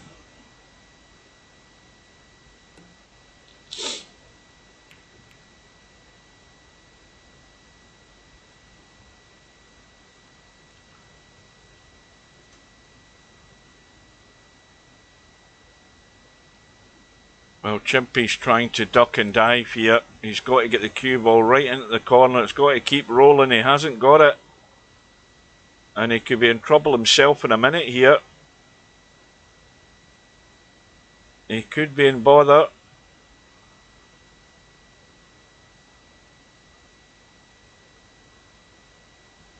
Well, Vince says doesn't think he's got a chance, but I mean, Albinario's actually been playing better and better in this tournament as well. Albie's now got the high run, remember, he's now got the high run of 7 in the tournament. So, I was thinking Vinces could be the best chance, just going by the first match stats of both players. Vinces was the second best stats at the time. It might not be the same now, but Albinario seems to be getting better and better as the tournament goes on, which is always bad news for everybody else in it. The thing I want to find out is whether Chixu played very good in his first match and whether he's going to go downhill after that or whether he's still to play better. That's what I'm interested in. Because some of the shots that he played in the first match I seen were very impressive.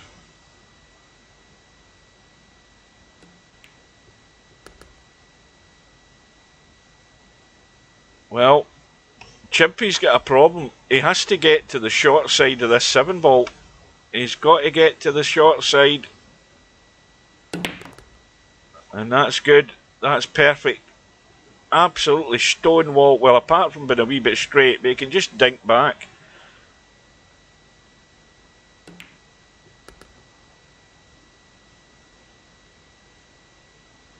No, the chances are that that Chixu's rating was boosted up when the ratings were bugged. I think that that's something that if Steve lowered his rating, then his rating would be working in a more normal level after that.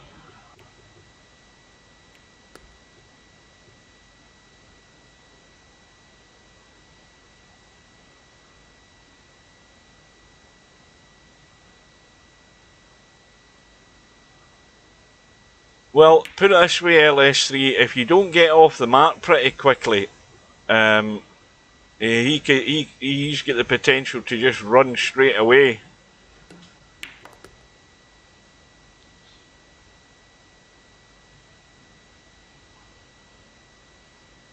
Inspector Dawn, well, Simanx has got a big come down to earth there.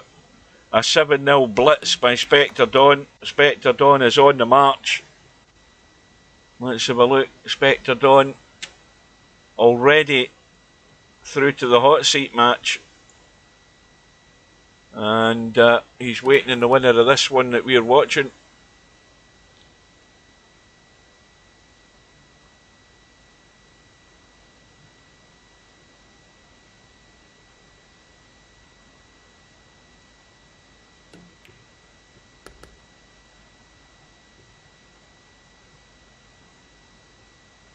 And he beat Bankster 7-0 as well. Oh yeah. Yeah, he's we haven't seen him tonight, but we'll see him in a little bit. Or at least we'll see the start of his match.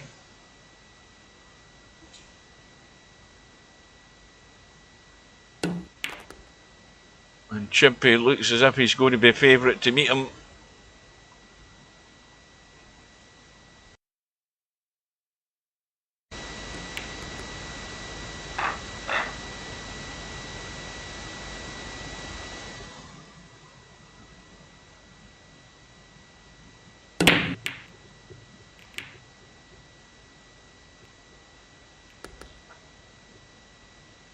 Earlier on tonight, when I went downstairs to get something to eat before the tournament started, and when I went down the stairs, I went into the living room and I'm sniffing the air and I'm going, there's a funny smell. Have I left something lying around and it's rotten?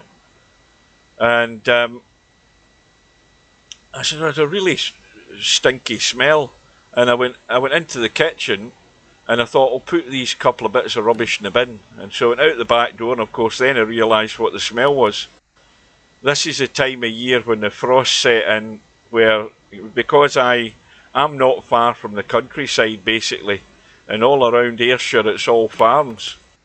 And of course at this time of year, when the cold weather sets in, it's just, just getting to November, December, the farmers are all spreading the silage onto the fields to refresh the grazing for the cattle and the sheep when we get into the new year. And so that smell is very significant. It's that strong I could smell it in the living room, and I've not got a window open in the house. So you can imagine what it was like when I went out the back door to the bin. Goodness me, what a stink. They're spreading all the silage all over the fields. Yeah, I was thinking it was myself.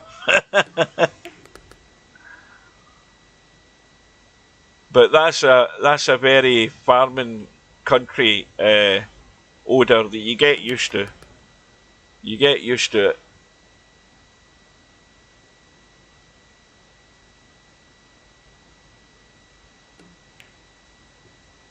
So Chimpy is through for the battle for the hot seat. Who's it going to be? Well, going by the way Spectre Dawn is going tonight, he's going to be hard to beat. Yep, Spectre Dawn 7-0 in that match, 7-0 in his previous match, 7-3 against Keezer, tell a lie, 7-1 against Eloquenti. So Spectre Dawn's only lost one rack tonight so far. Meanwhile, in the one loss side, Travelling TT and Keezer are one apiece, and Simanx is waiting on the winner of that. We've got Larry and Spudboy just about to start, and Spudboy is getting 7 and out, but we're heading into the hot seat match. If I can get in, they're probably lagging off. I hope they are. I hope we've not got problems with the room. Oh, this is not a good sign. This is not a good sign. I'm doing nothing, because if I hit escape, I'm going to go to a black screen. Right, thank God for that, we're in.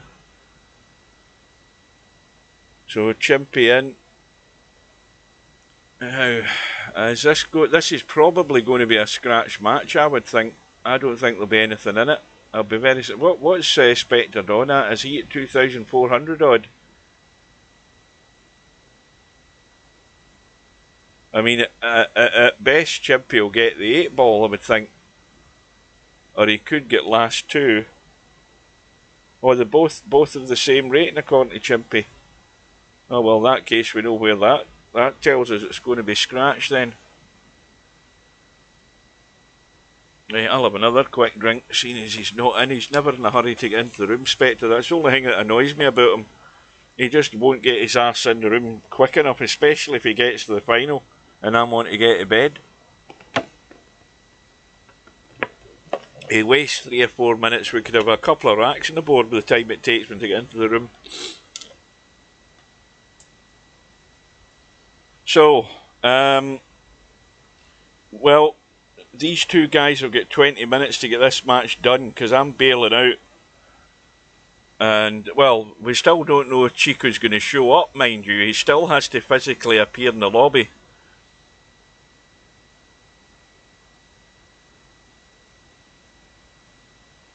Yes, what can I do for you?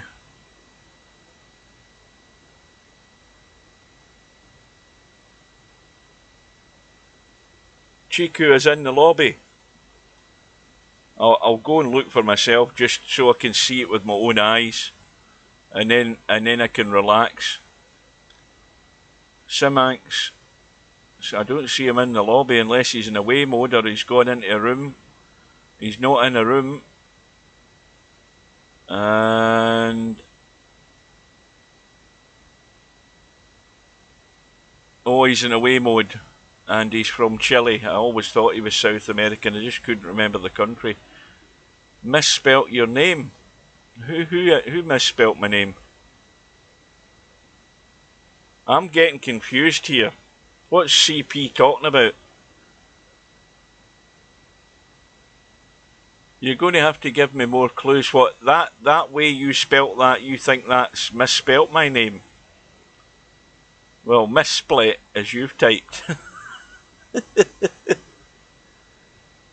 No, that is the correct way of typing my name. HUW is the Welsh version.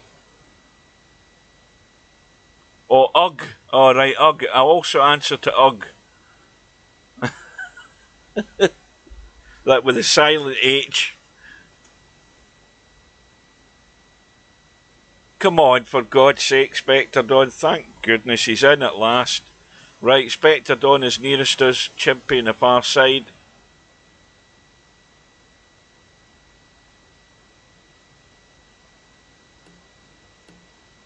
Well, that one by Chimpy looks a bit heavy, but then again, it's still far better than Spectre Dawn's lag. No, I'm reading this wrong. What the hell's happening here? Spectre Dawn's meant to be the... I don't understand. I'm falling asleep. I definitely am falling asleep.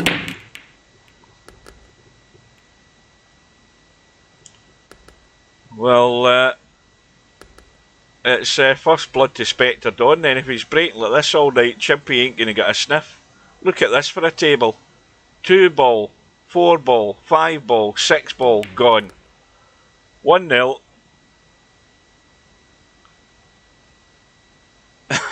What a first rack.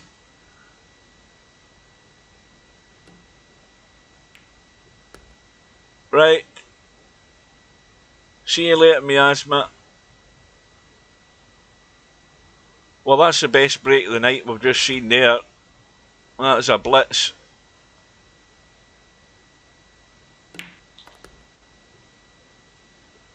Nothing else you can do about that.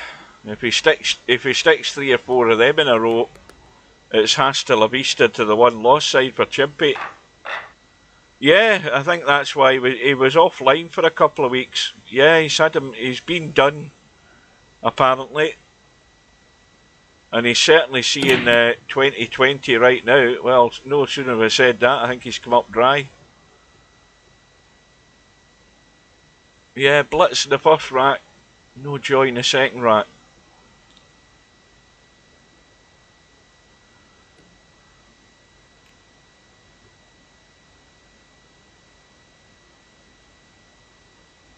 Well, he can easily jump the 9, and he might even cut that one in. Well, no, tell a lie, not at that angle. Not at that angle, I don't think.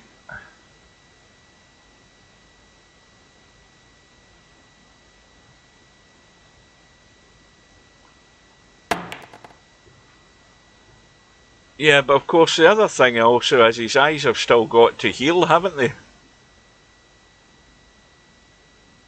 There might be a bit of swelling there and that type of thing.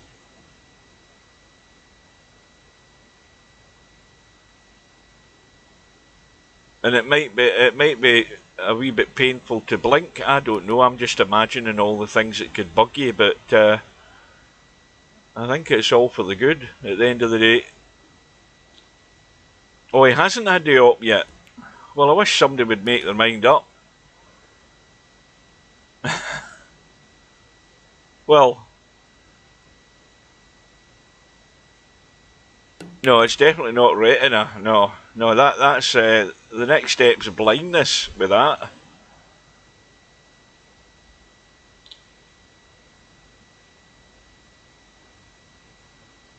Yeah, well, I was sort of thinking CP. Yeah, if he's this bloody good with bad eyes, God help you when he gets his eyes fixed. He'll be like the $6 million man. 2 bionic eyes.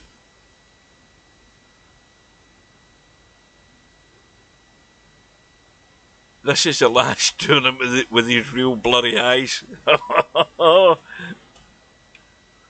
Oh, that really inspires everybody else.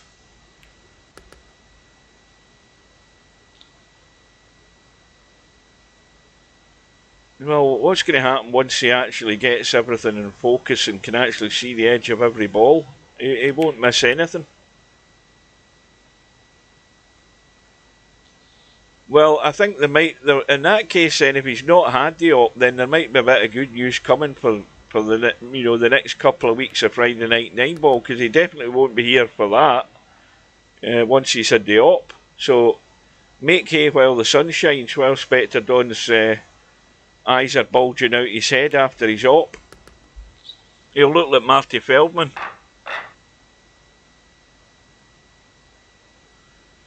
Right, we are 11 minutes or 12 minutes away from the match with Chixu and LS3.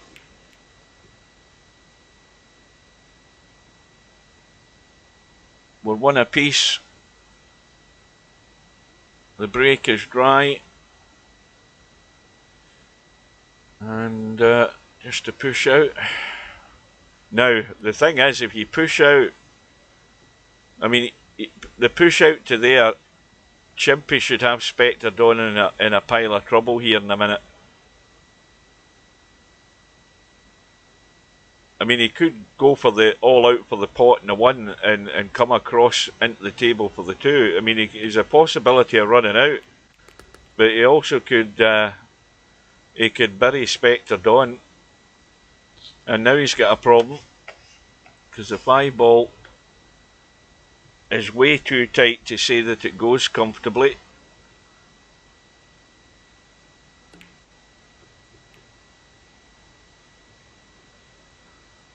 Well, the 2 balls hanging, so Spectre Don has got one issue that he has to deal with, which obviously the best chance of doing that's off the 4 ball. Now, he could leave it as it is and try and play the 2 ball in off the 7 ball, but catching an edge of it, but that's very tricky.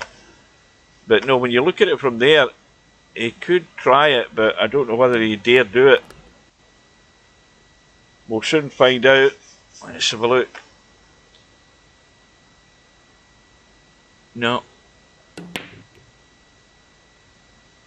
No, he's had a slam. Well, I wasn't convinced that the 5 ball would have went anyway.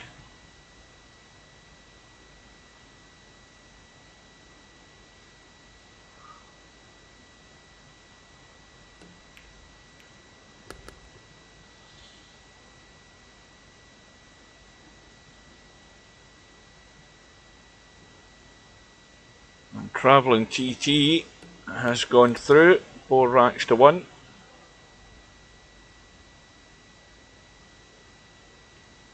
Well, Chimpy has a chance to take at least 2 racks off of Spectre Don, which is more than anybody's done in any match tonight. Hold on, I spoke too soon. Commentators curse. You got to laugh. It never fails. It never fails as Mark watching this. Kiss of death. That's what it is. It's just incredible, my talents.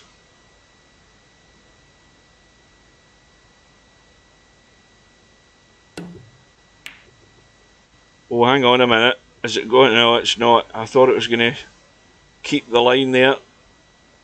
Well, I did speak too soon. Chimpy's not going to have 2 racks on the board, it seems.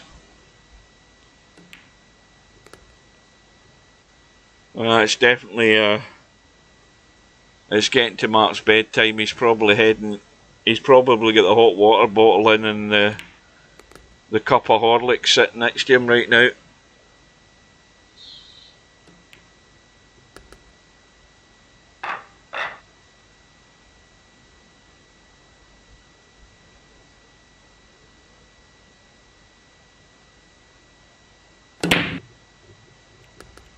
Oh, look at this, he's at it again.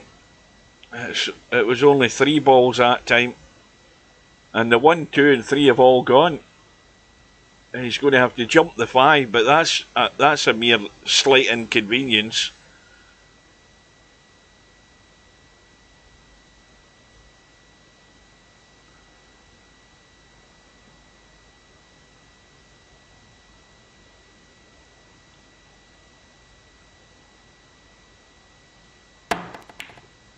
Oh, he hasn't got the line.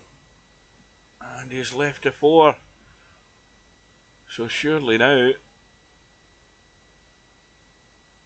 Chimpy should be getting back on an even keel here.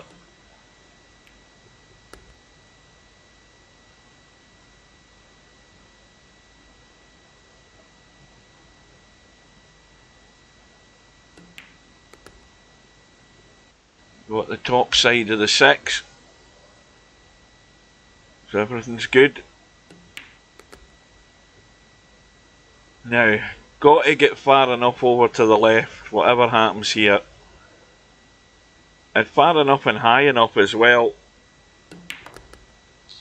And that will do very nice. Because you've absolutely nothing to do other than pot the 8 and just run the cue ball. Just let it run.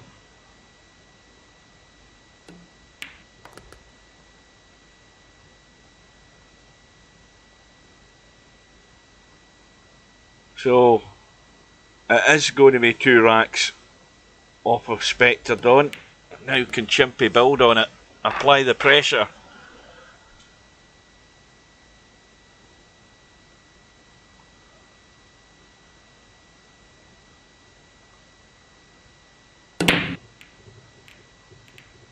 Oh, he can't get the follow up. He's come up dry.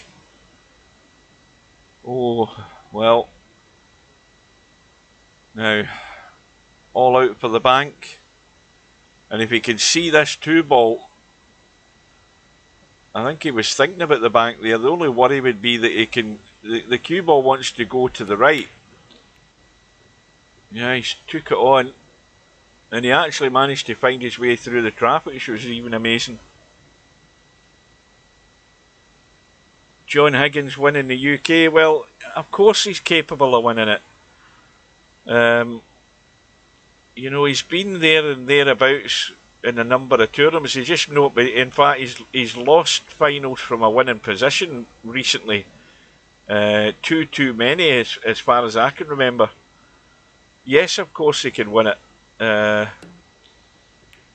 Judd Trump's going to be the hot favourite. The bookies will be all over that. I don't think you'll get great odds on Judd Trump. But yes, Higgins is always a contender. Whether he can, you know, sustain that for 2 or 3 matches is the only thing that's debatable. But again, at the highest level of professional game, it's so bloody difficult.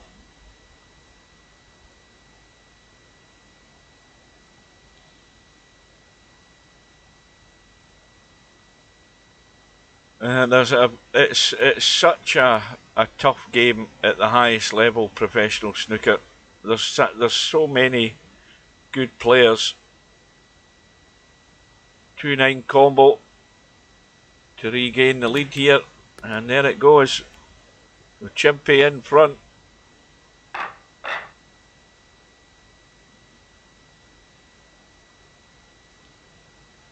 Oh, I mean, there's no harm in having a bet on John Higgins. you're probably going to lose your money at the end of the day, but it's no harm in having a few bob on them. Right, we're about 4 minutes away from the match between Chixu and LS3. So we're not going to see the end of this match because I'm going straight over to it. So if you do want to see the end of this match, you're going to have to jump into the room. That's a good safety. That's very good. But it is straight up and down to get the hit on it though. Oh, hang on a minute. That's another bonus.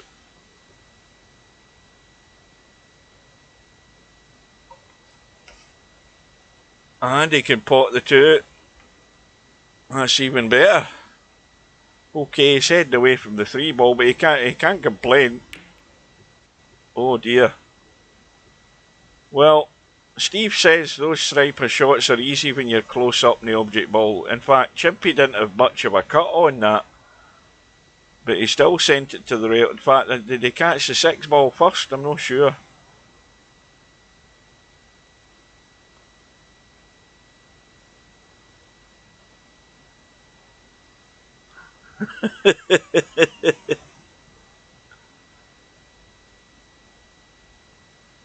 Oh, now, what result's that's come through there? I can't see it. Let's have a look in the lobby.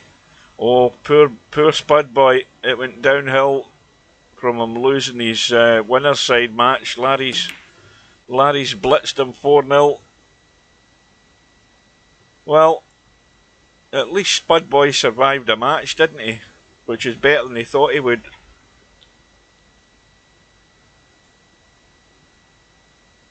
About 3 minutes to go.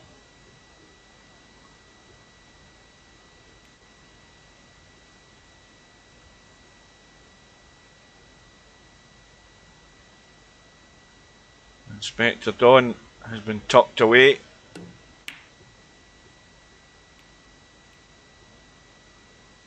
Well, Chimpy can open up a gap here. He's got to leave that angle, and the 5 ball's a good target here. When you're cutting this, you don't want to open up the angle too much. Now that's perfect.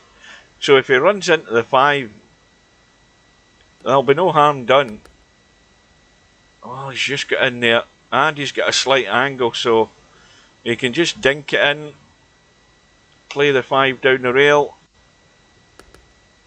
let the cue ball either just run out or stun it out, because if you let it run out, you're going further away. But that's perfect again, a good enough angle.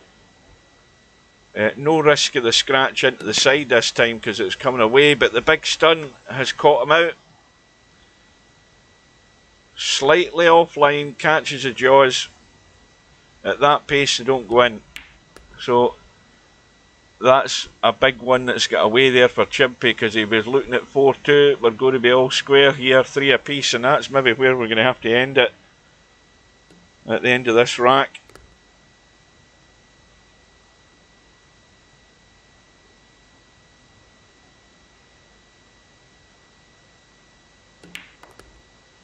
Yeah.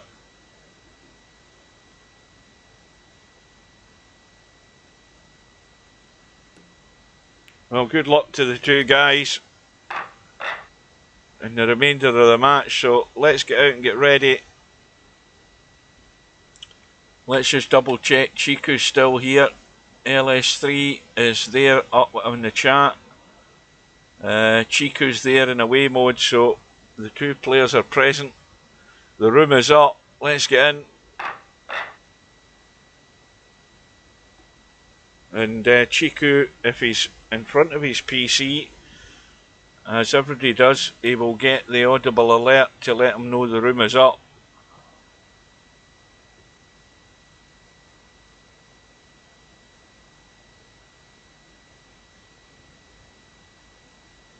And Chixu has arrived, so here we go with the lag. Race to 20.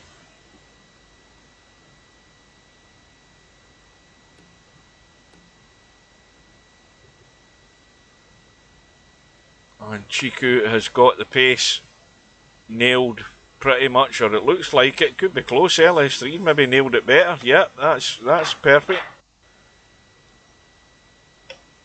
So, well, every decent 3-cushion player should always get the first point. And LS3 has delivered.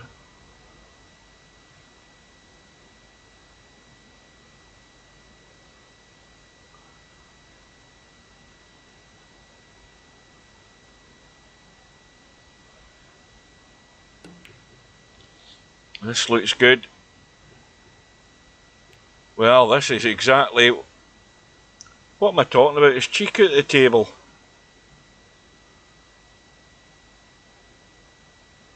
I'm definitely half asleep here, guys. You're going to have to bear with me.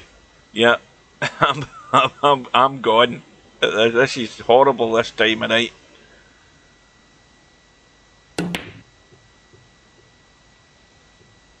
Well, that bang didn't work.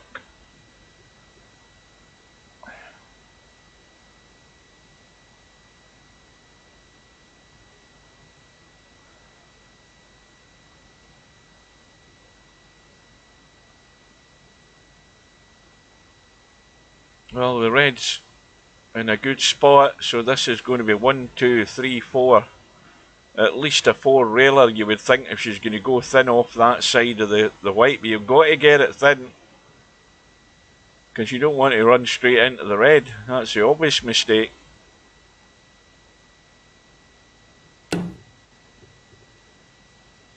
Well, that worked, and that's definitely LS3 at the table. And the red's going to come well out. You know, the pace in the table in here is like lightning. The balls just want to keep rolling.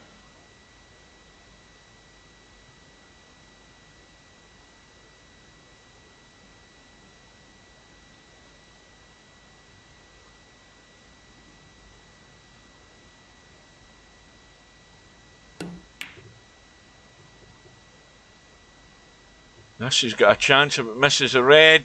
Oh, that was on target. If it hadn't clipped that red, it was nailed. Right, let's have a look at how Chixu finds his line here.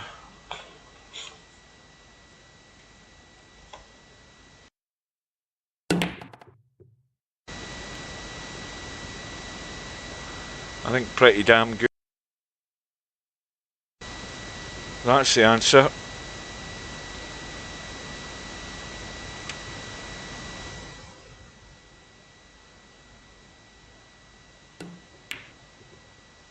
It's running the red.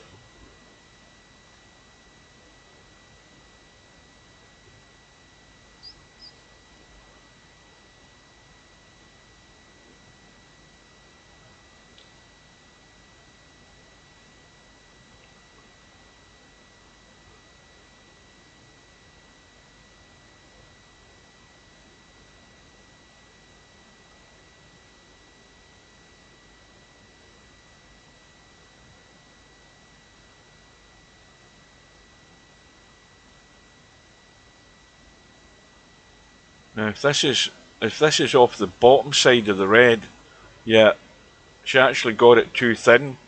She had to hit that thicker, so that it could then get to the long rail later than it did. If it got to the left long rail later, then it would have maybe had a better line. Let's have a quick look at this hot seat match score and see what's happening. 4-3 to Chimpy. And that's another one nailed for Chixu.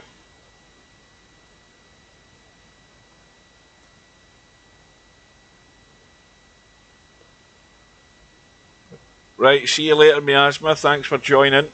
Good night.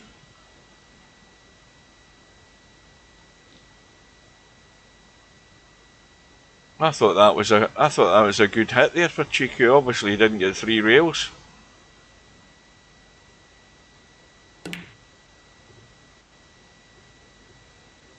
Now this still might have a chance. I think it's going to just die. Is it going to get there? Is it going to get there? Yes! It just got there. It's amazing how it keeps rolling.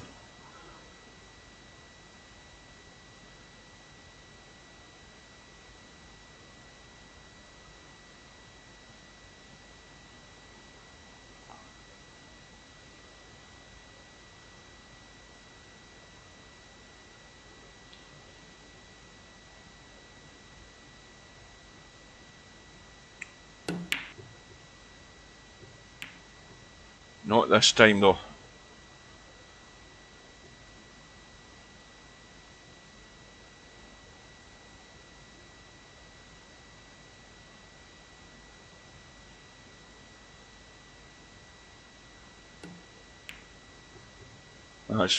That's going to go too short, I think. Is it? No, perfect. What do I know? Perfect it was.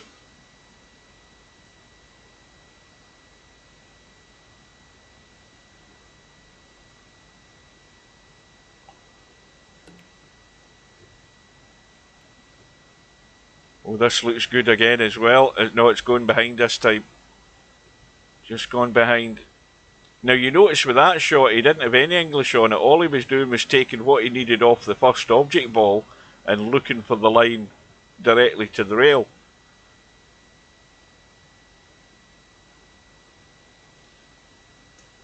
And this is a similar shot for LS3, similar idea. Or at least it should be. Yeah, that's going to go short as well, I think. Yeah. Chixu went long, LS3 went short.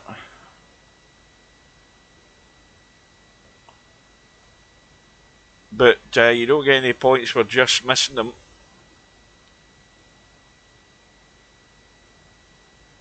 Well, this is going 1, 2. Oh, it needs to miss the red. Oh, that's beautiful. That is oh, that's unlucky. Oh, he's caught it. What a shot. I wish I had replay. That's the one reason for probably getting round to actually reinstalling XSplit Broadcaster to have the replay working. That was an excellent shot. That's going straight into the point. Oh, and it almost worked.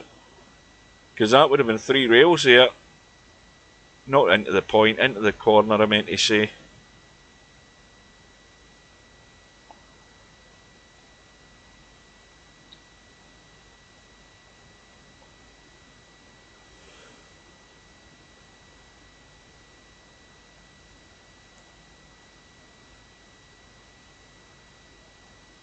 Well, LS3 set a target for herself of 5 points.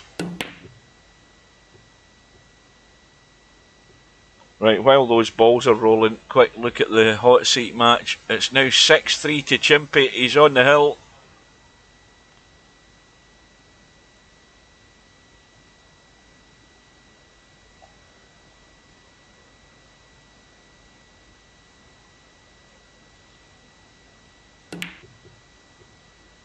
Oh, that's going to bump into the red. Oh no, it's missed it, but it didn't have the line.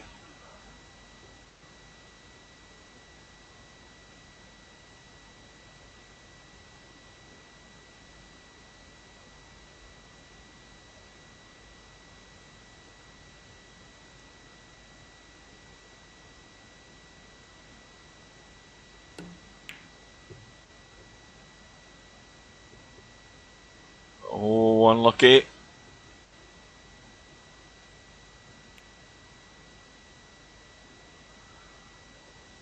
You know, on another day, if LS3 had got some of these near misses she's had already, you know, she could be on par with Chixu.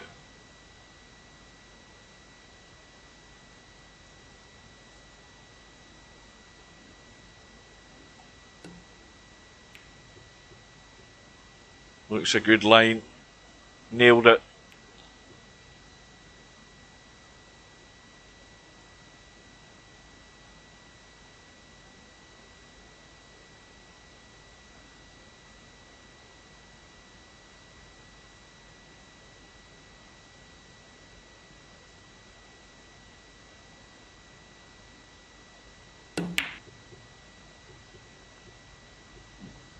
Looks as if it's going too tight into the corner. Yeah.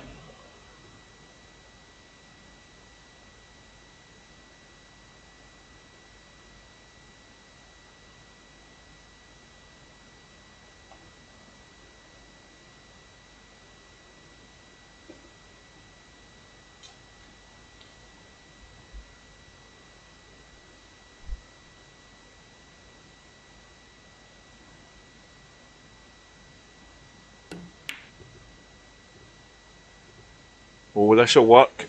This'll work. As long as it doesn't go in behind the back of it. Oh no, it's not holding the line. I thought that was nailed there, that one as well.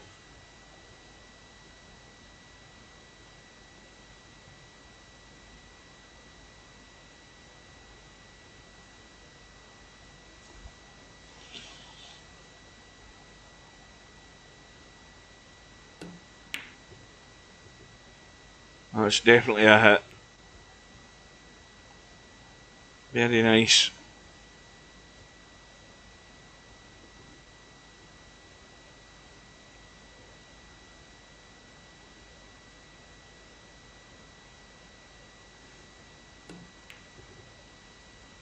And that's another one.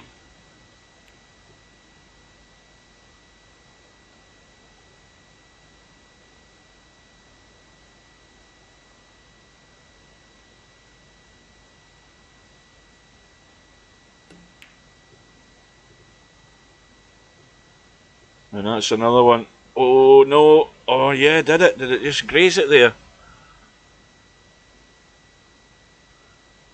Welcome to Slim.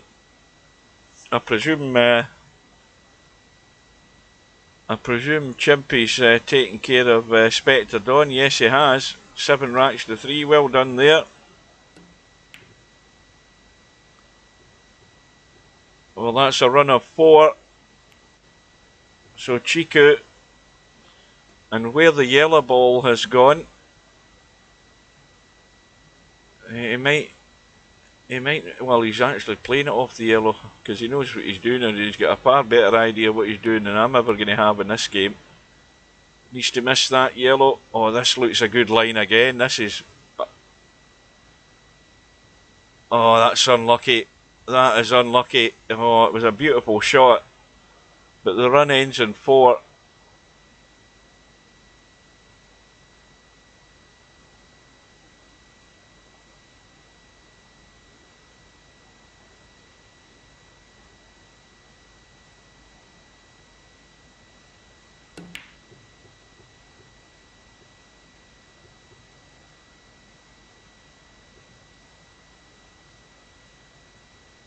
Yes, I think he's got a reasonable idea. I think you've summarised that, Slim.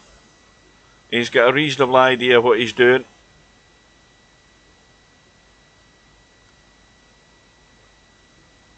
Left English in the cue ball this time.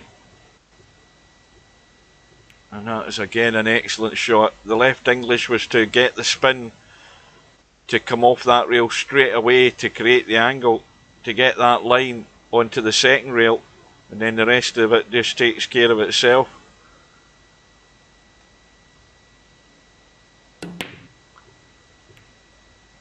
Well done to Travelling TT. If you come out richer than what you were when you signed up for the tournament, Travelling TT, you've achieved a goal.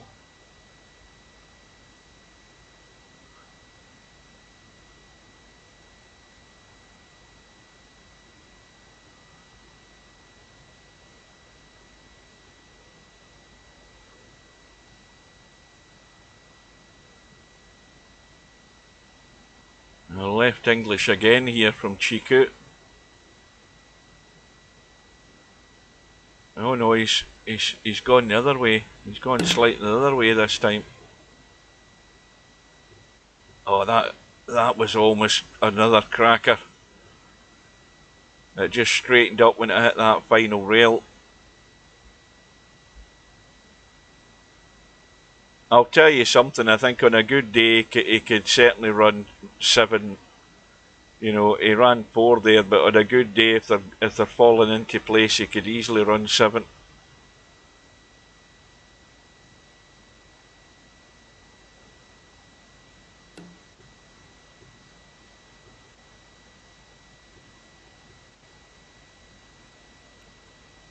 just caught the wrong side of the yellow. LS3, I would think, might do something similar here.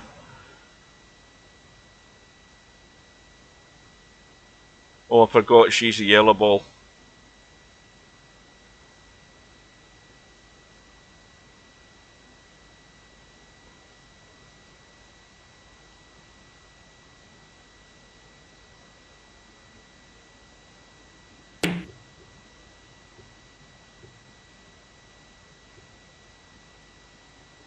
Oh, this red's going to bounce a fair bit.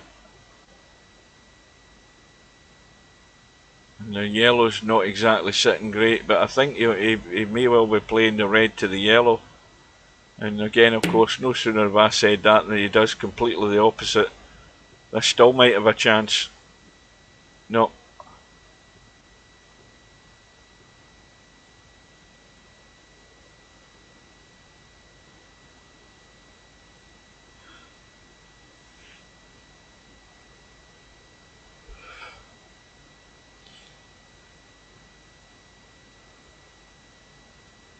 Well, of course, Chimpy now in Friday Night 9-ball final. Everything that's going to happen is in the one-loss side. And while that shot's going on, we'll just have a quick tab and see how things are doing in the one-loss side. We'll get Coldest Pillow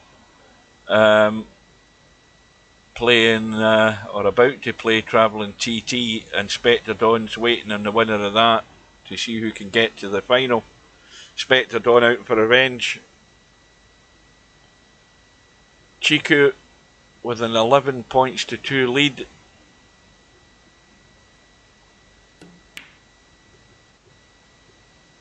Oh, that is a beautiful little shot. That's a cracking little shot. Who would have saw that amongst us? Checked the cue ball up as soon as it hit the rail. Killed it back into the long rail. Little brush in the long rail. And onto the target ball. And that's another cracking shot. I mean, there's little subtle shots like that. I'd never see them in a month of Sundays.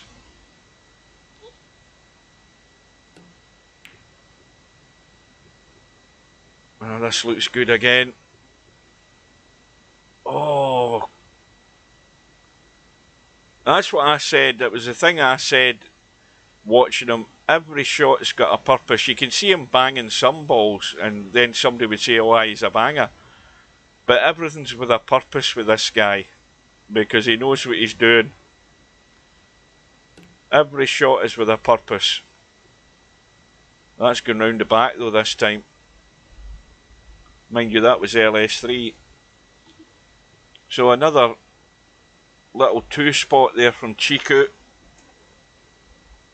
And I think it'd be safe to say that LS3's just got to aim for that target she set herself to get 5. Well, that red had to get out of the way, which it didn't. And if she can get to 5, then she's at least done what she set out to do.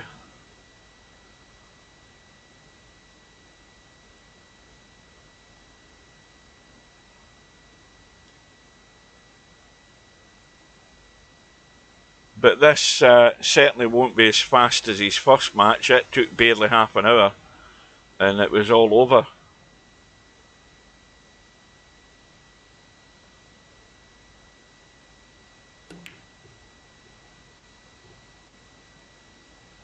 I get too tight into the corner there to get that second and third rail.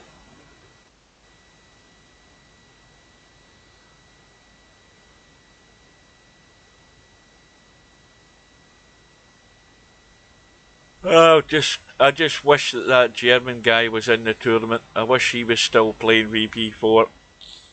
That would have been a great prospect to those two getting together. That was a good shot. Just grazed the red and no more.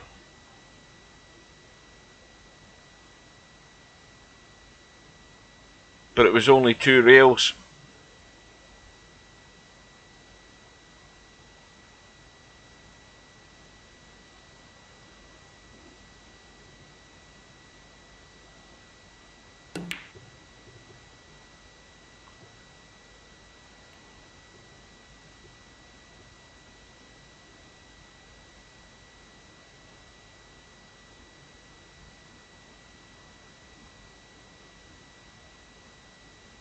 Now, if Chixu is in Chile, Chile is in the west coast of South America, so that means that he is at least 7 hours behind me.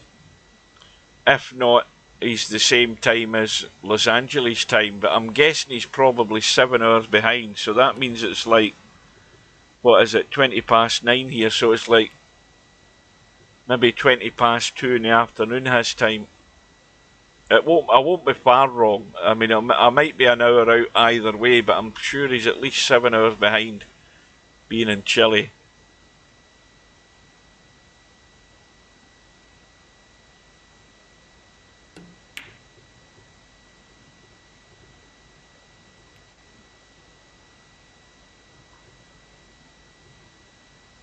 So the run goes to 2, the score goes to 15.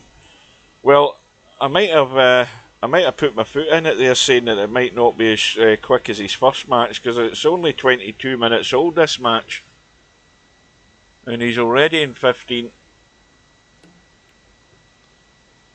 Is that going tight enough? No, it's just going past it. Oh, no, it isn't going past it. That's perfect again. See, from the top down mode, it looks as if he's missing it, and then he just caught the edge.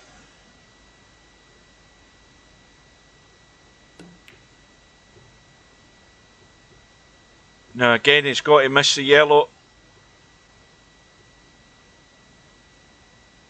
Not this time. But it's another little healthy run of 3. Well, I'll tell you something. He's not going to be fatigued at the end of this tournament, is he? He's not having one of these 2-hour matches to get to 20.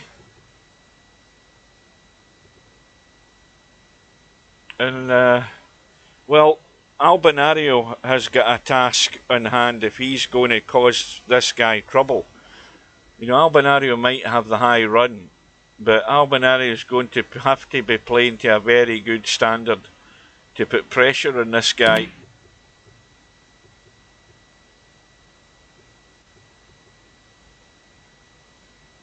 That's if Albinario survives.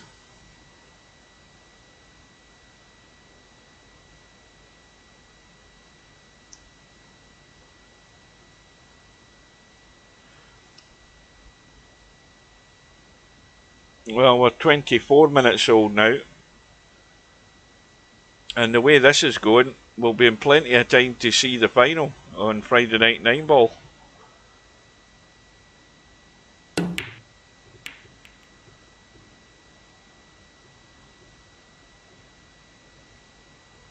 I haven't a clue on that one, CP.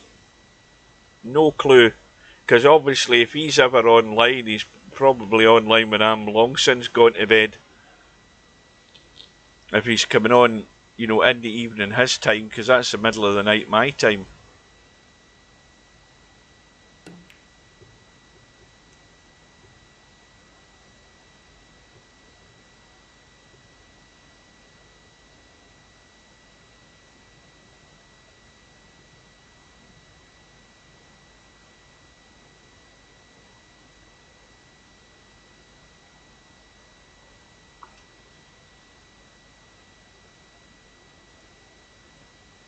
Well, Chixu's looking to find the 3-rail hit to brush off one onto the other here. It could be more than 3 rails.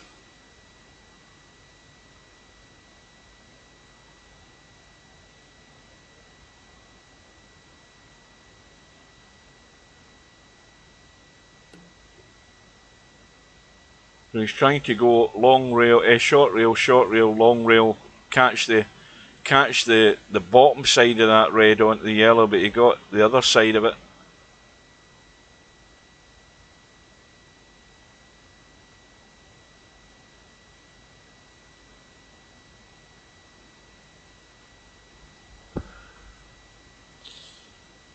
But Albinario said that he's had a few wins against Chixu, although I've never seen them both playing each other.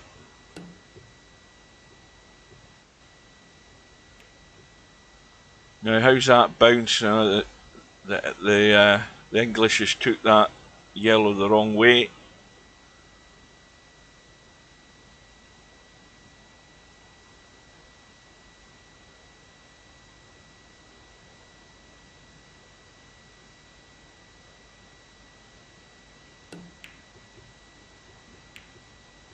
Oh, that was only 2 rails.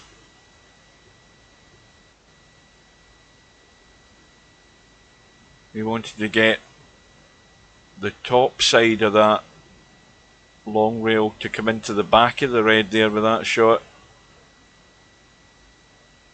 That had the line heading straight towards the red, hence only the 2 rails. So he stalled a wee bit here. And he's trying to break the half-an-hour mark, but he might not be doing that.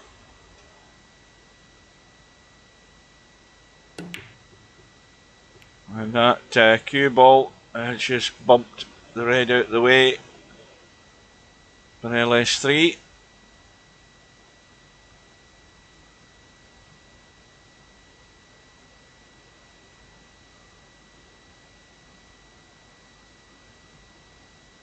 Chile is only 3 hours behind GMT, is it? So I'm trying to get a pick. Well, mind you, you sure it's only 3 hours?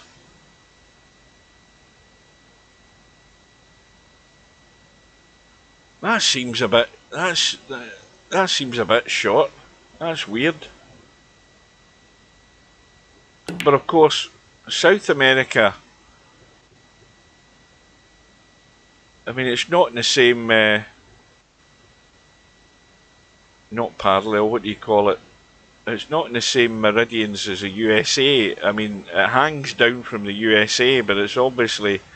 I thought it would be. I thought it would be more hours than that, though. I mean, when you think about it, you know, East Coast of the United States is 5 hours behind us.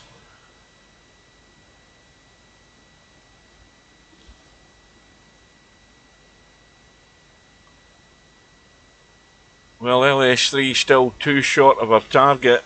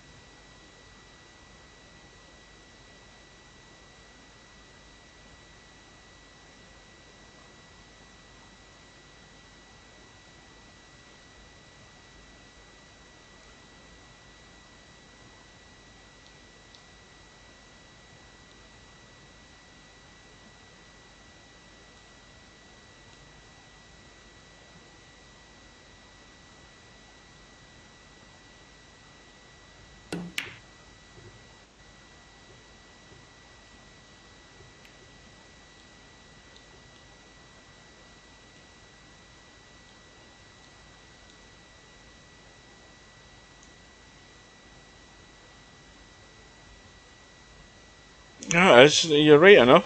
Chile summertime. Time zone in Santiago, Chile is GMT -3. That's weird. I had this image in my head that it was like, you know, a similar to like Los Angeles, west coast of the United States. So I thought it would be maybe at least 7, if not 8 hours behind. But you know, you're right enough.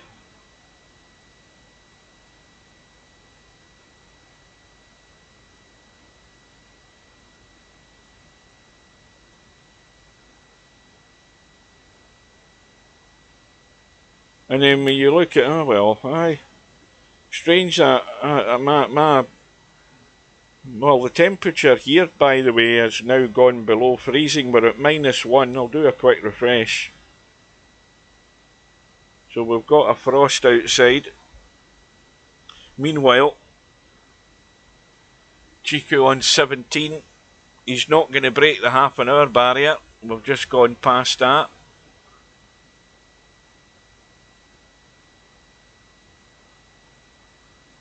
Get Q clock again. Yeah, it's only 6:30. That's surprising, that, isn't it? I think most people in the UK would have had an image in their head, you know, about Chile being over. Well, certainly if they know a wee bit about geography, they'd know Chile's in the west coast, you know, Atacama Desert and all that kind of thing. And I would have just imagined it would have been at least 5, 6, 7 hours, but no, strange. Well, that's a good shot by LS3. Well, she's got to 4.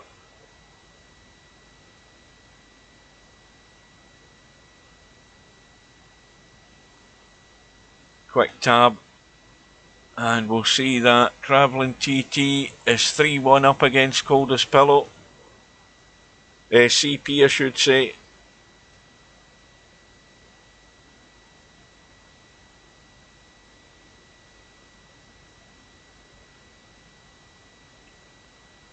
Get yourself a wazi, a onesie. What the hell's that?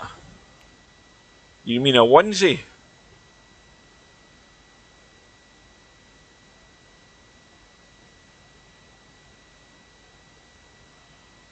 Oh, big yawn, big yawn.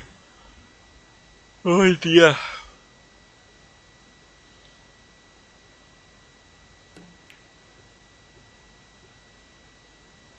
Looks good.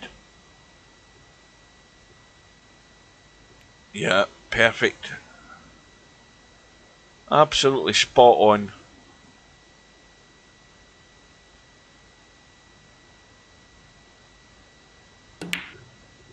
No, that's how you say it in my dialect, a onesie. Another good shot. So, he's 1 away. And this is a good target for him as well. This red ball. 1, 2, 3. Miss the yellow. Ah. He's been caught out.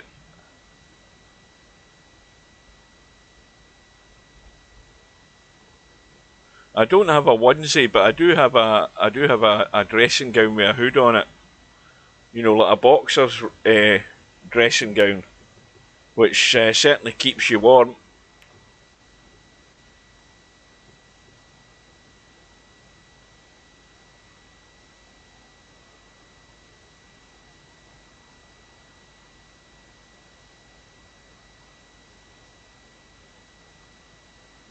So next Friday, second one is 2 weeks after, so he's going to be well away from Friday night 9-ball for at least 2 or 3 weeks, so got to make the most of that.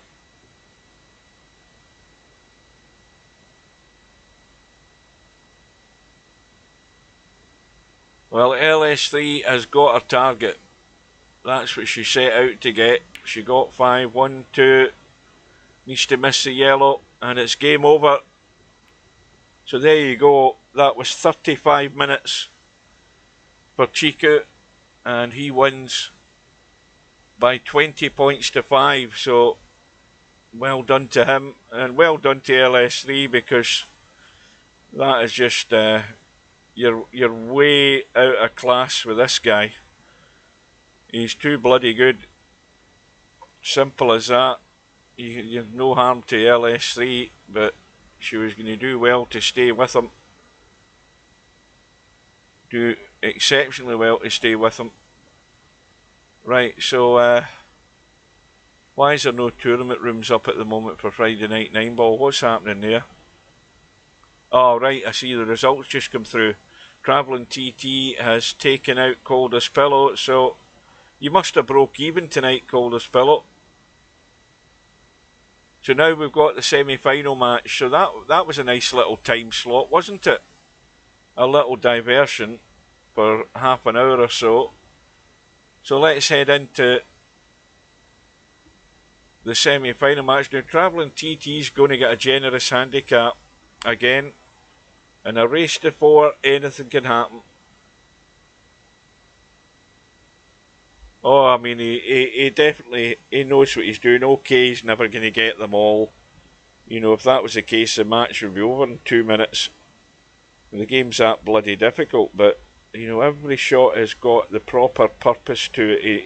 He knows where he wants to go. He won't always get the line. But he plays some very nice stuff. As usual, Travelling TT's got in. No sign of Spectre Dawn yet. But it was a nice little diversion. I'm so glad that that I got to see the match. He didn't play as well as his first match, I'll tell you that. But as I say, I think we might still have to see him on a good day, and that'll be good to see. And in fact, he probably won't have played as many 3 cushion matches for quite a while. You know, he's played the 2 in this tournament. He probably... I mean, I don't know whether he does play very many people online, but anyway, I'm glad we saw it tonight. Oh, I've said that right off the bat, as soon as I saw him, that first match, Bud Boy. I said the only way he's going to lose this is not showing up. But there's a wee bit of doubt in it now, because Albinario has hit a bit of form, but then again, Albinario might have played his best match. You know, so it's even, you know, it's hotting up this 3 cushion tournament. Okay, there wasn't a lot of people in it, but the way I see it, there's 3 players in it that can win it. Chixu, the odds-on favourite, Albinario and Vinces on a good day. Although Vinces is writing himself off, but I think he's got a good chance.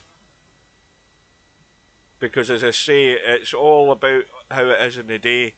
You know, those near misses that you have in your previous match might all be hits in the next match. You just don't know.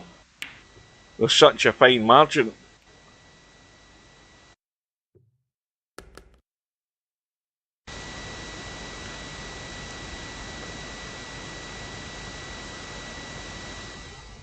But anyway, Travelling TT's getting 7 and out. Can't see anything of the 3.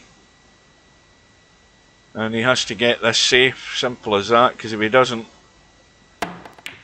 we know what's going to happen. Oh, hang on a minute. Well, that's one way of getting it safe. Now, you've got to take full advantage of this. He's a bit straight in this 4 ball though.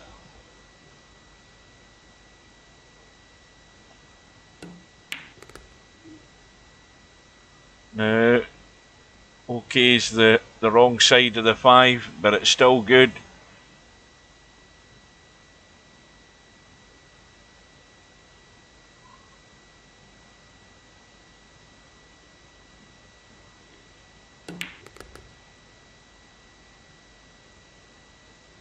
This might not be good though. Well, it's a bit of a cut, is it? No, it's perfect. What am I talking about? That's perfect.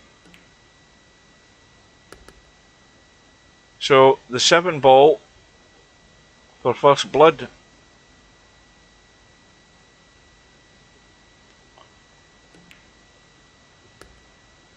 And it goes. Well, in that case then, we know that if Travelling TT gets to the final, he's going to be getting 7 and out as well against Chimpy.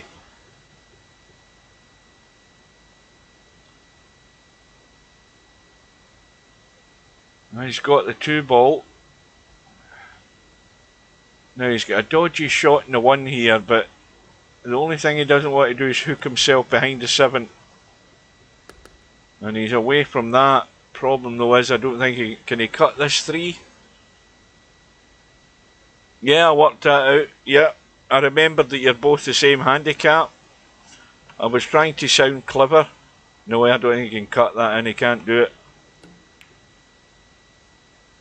And it needs to slow up. Well, I mean, if you go there and you look at that 3, yes, it does go. Does it comfortably go from this angle? No. But he's played it well. That was well done.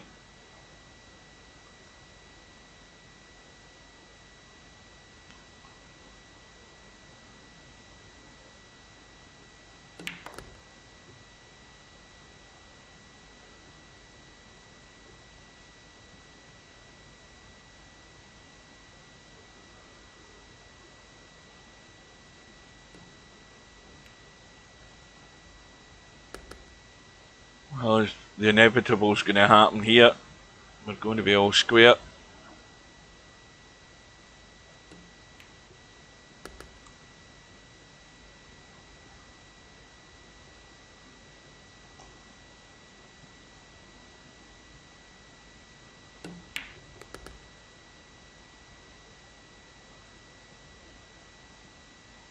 Now, I take it all of you guys that are still watching this know that the Kylan VZ guy that's in the 3 cushion, everybody knows that he's Vince's.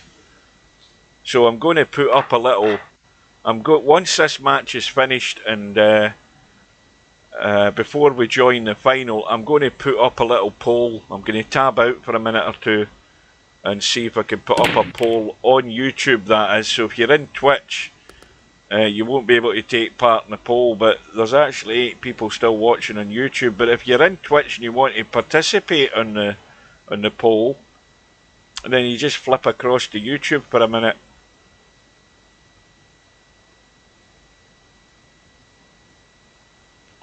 I tested the poll thing earlier on, but I cocked it up. But I found out you can put a poll into your chat on YouTube.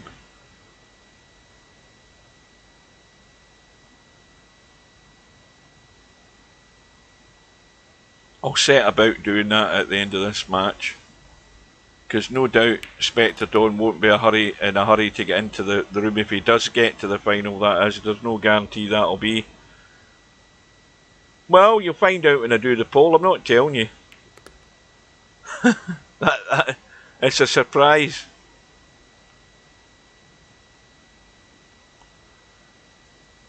But Spectre Dawn just can't make any mistakes, because that 7 and out handicap's extremely dangerous. But he's got away from the rail. He's not comfortably away from the rail though.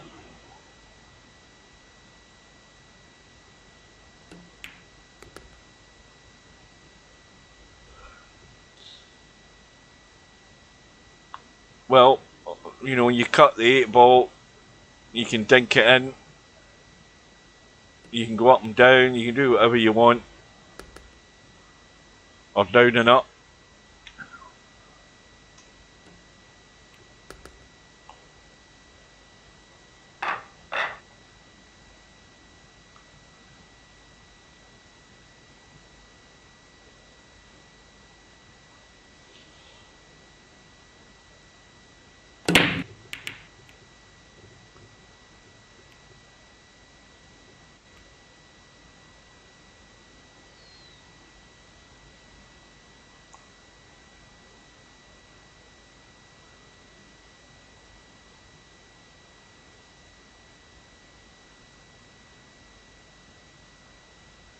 And don't forget that I'm sure Cobra plays Acero tomorrow afternoon at noon my time. So if you're in the US, that's obviously 7 AM for East Coast. It would be 4 AM if you're Pacific.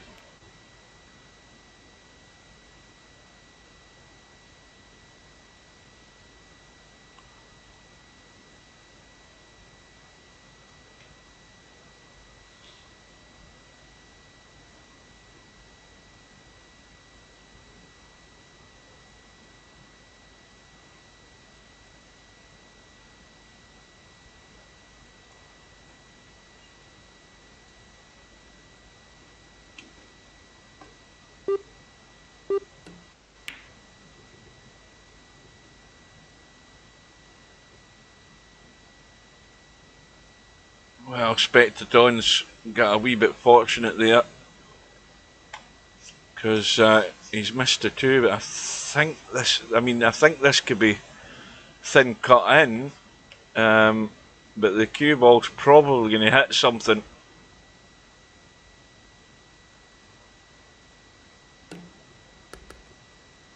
In fact, no, he's checked the cue ball up.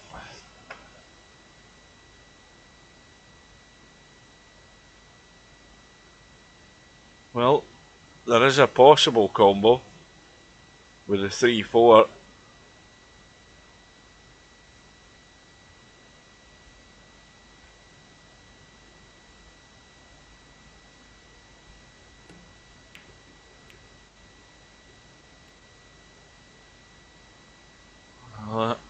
That was not easy, but had it gone in, it would have been a good opportunity for Travelling TT. But Spectadon just needs to get high enough on this 5-ball. He wants a decent angle in the 5-ball as well, so that he doesn't, collide with the 9-ball. He wants to be able to get out of there. The question is whether he's going to take his medicine and leave the 6-7 combo. Well, this is all gone pear-shaped. Well, it's not easy for Travelling TT. Okay, with ball in hand, he's fine for the 5. But what's he going to do? Is he going to try and just leave himself decent enough for a 6-7 combo? Remember, the 7-ball is one of his money balls, so if he gets it in, he'll be back in level terms.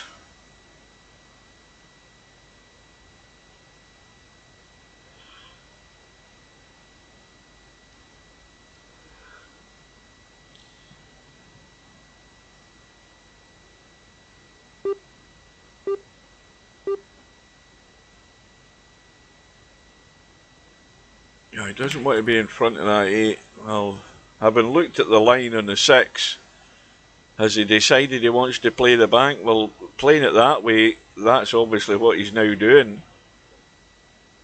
I don't think he's got much other choice other than to go all out for the bank.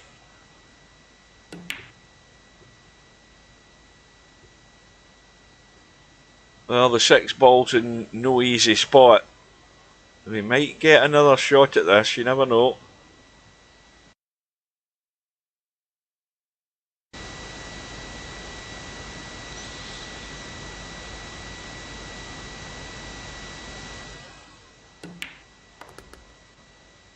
But then again, Spectadon just knocks him in and doesn't blink.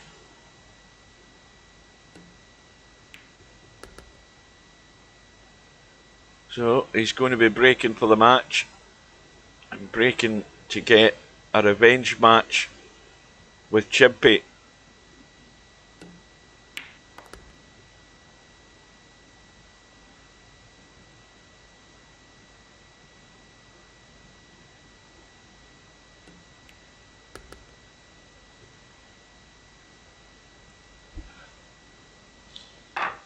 Well, one thing's for certain, Travelling TT's probably done as good as he's done in this 9-ball tournament. In the times he's been in it, he's going to come out with a profit. And that, again, as I keep saying, is all you're really looking for. You know, that you can come out with more money than what you had when you started, then at least you know you've went deep in the tournament. The cue ball's gone. Well, this table is pretty well set up. Every ball has got a pocket.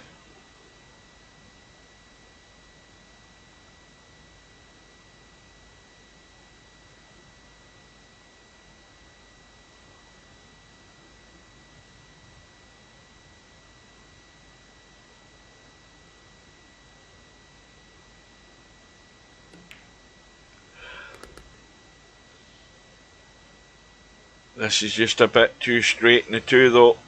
It's a bit too straight.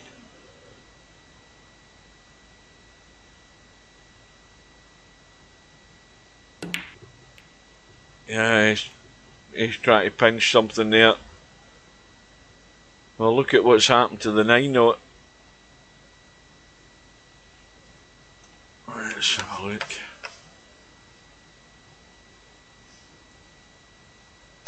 Well, if you were sitting there with the cue ball, you could get the little billiard off the 8 onto the 9 and knock the 9 in. That's about as good as you're going to get there, but also if you put yourself on the 3-ball like this, you can do something similar with the 3-ball combo, but I don't know whether he can. Is he playing it right into it? Yes, he can. Dead easy. So that is it. Right, so we've got a final. I'm just tabbing out for a minute. I'm going to do this poll.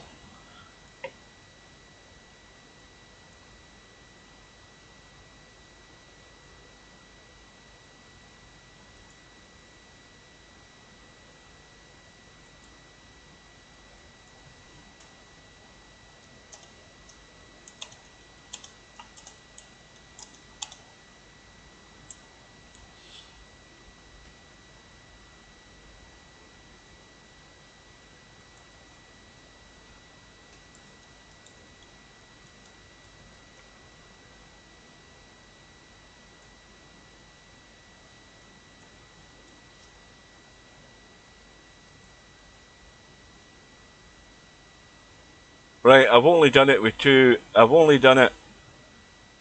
Let's see, hang on.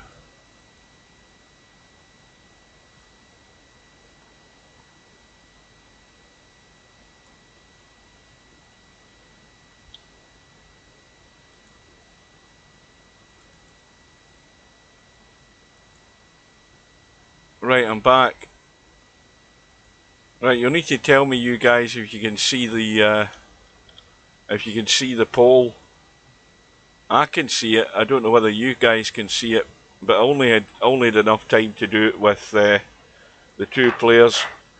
But they're probably the two hot favourites for the tournament. You've got Albinario and Chixu, and I can't see the bloody vote now.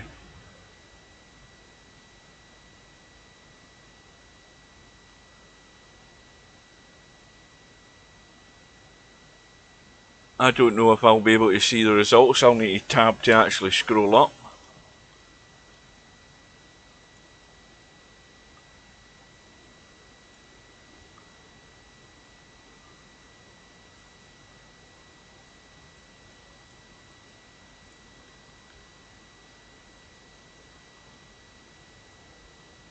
Right, here we go. Oh, hang on a minute. There we are. We've got Chimpy on the right side. Spectre Dawn on the left.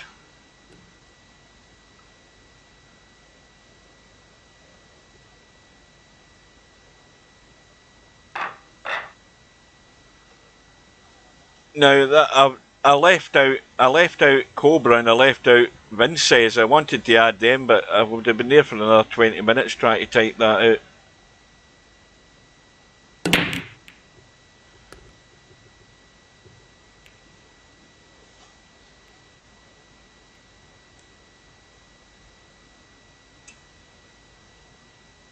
So of course both players with the same rating, and of course it's a scratch match. Race to 9, and it is only 5 minutes to 10. So it could possibly be within the 3.5 hours. It might not be, but it won't be far off it, which means it's good for me. I get to bed that little bit earlier. In fact, I'll tell you what I'm going to do. I need to take a bathroom break because my bladder's about to burst. I'll be back in a sec.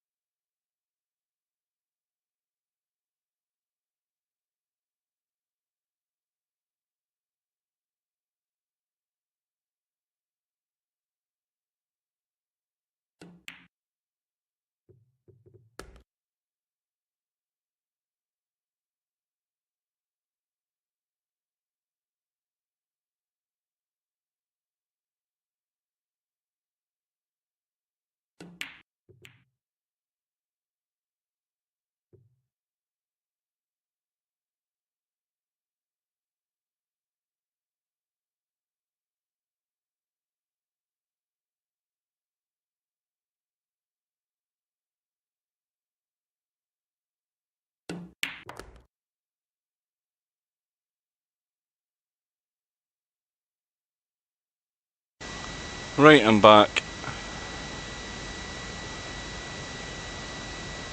I'm just going to, after this shot, I'm going to do a tab to do a quick refresh of my YouTube stream. Just a sec.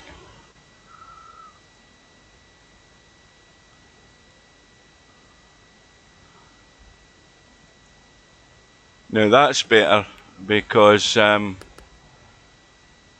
it's so far 100% for Chixu.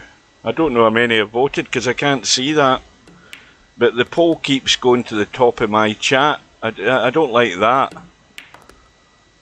It disappears to the top of my chat that I've got on YouTube when I'm looking at it. So I can only see Chixu 100%. I can't see anybody else.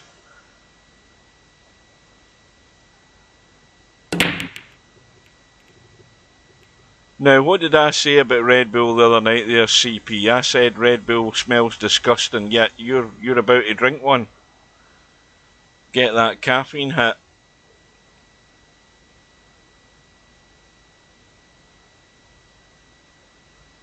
Now, who's I get no respect? Todd Hoffenberg. Right, come on, give us a clue. Who are you again? Because I've got that bad a memory, I can't remember.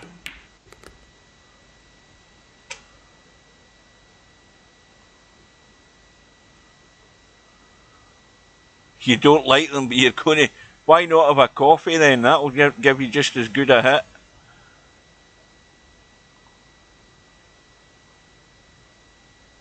So Chimpy is off the mark. Spectre Dawn, though, is going to quickly address that situation.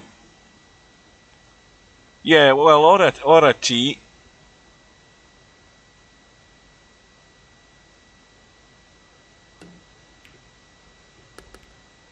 Oh, he's got the awkward bump in the 5, still got the pot.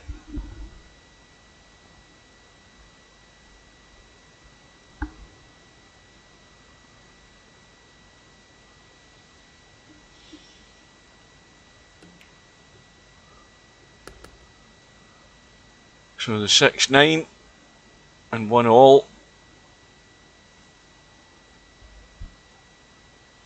Now, one thing I haven't done is I haven't made a playlist for the 3 Cushion World Championships because I'm not really honestly going to have an awful lot of matches. I've only done like 3, I think. So you'll find them up on my live tab on YouTube if you miss one and you want to watch like the match with Cobra tomorrow, which is at noon my time. That match, again, if you just go to my YouTube channel, you want to catch up with it later. It isn't on a playlist, but just go to the live tab and the match will be there. That match with Acero. And Chimpy's overcut that and he scratched. That's fatal. I presume the 2 ball goes.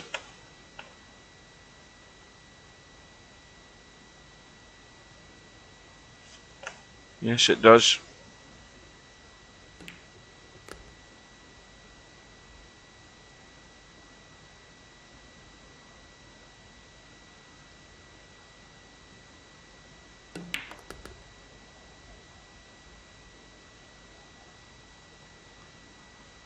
Well, that isn't... I don't know whether he's going to be hampered a great deal, is he? Just a wee bit. Could have been better. Now he needs to get a solid hit, which he has done. And now it's a little dink for the 5-6 combo. 5-6 is lined up pretty good, so even though there's a gap between them, he should be in a pretty good line to play this.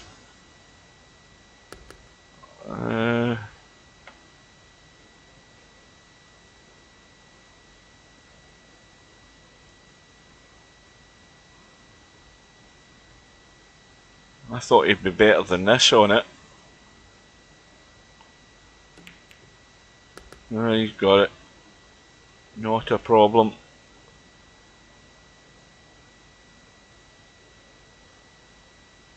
Well, it is Spectre Dawn going to sign off with regaining his Friday Night 9 Ball title. we expect him to be away for another 2 or 3 weeks.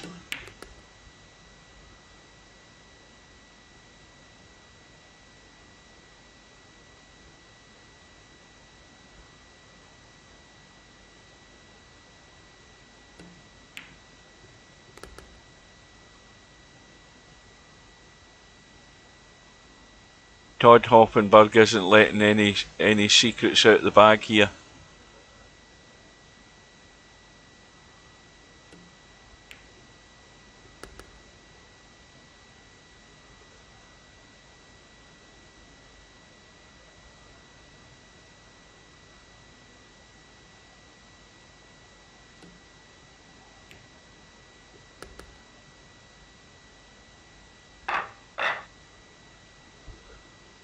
Well, Spectre looking to then build on the lead as usual, get that break working.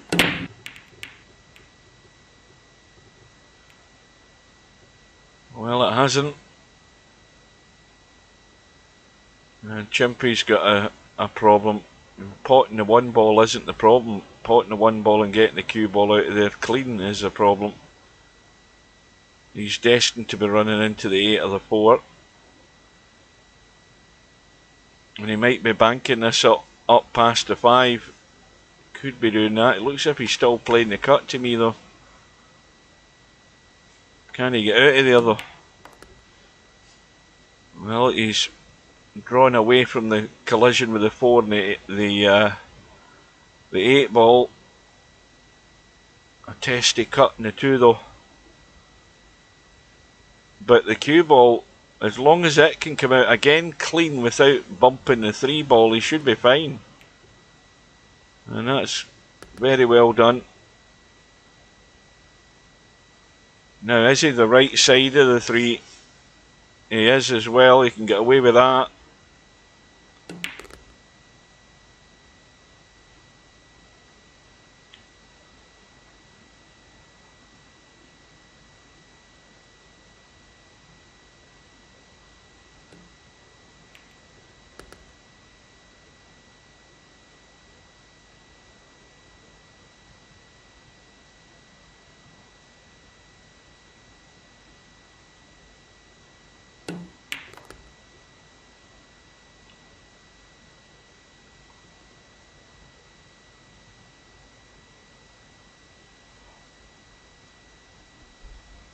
Couple of rails, no, just going to, oh yeah, I thought he had a lot more angle on it, he was fine.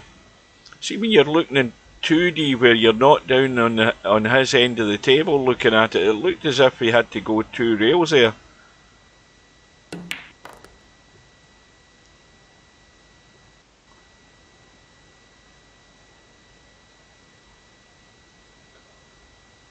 No, I've heard about the writing and whatever. I don't know what it's about. I haven't even heard the story. I just heard that there's been demonstrations or whatever going on, but I don't know why they're demonstrating. I haven't read the story.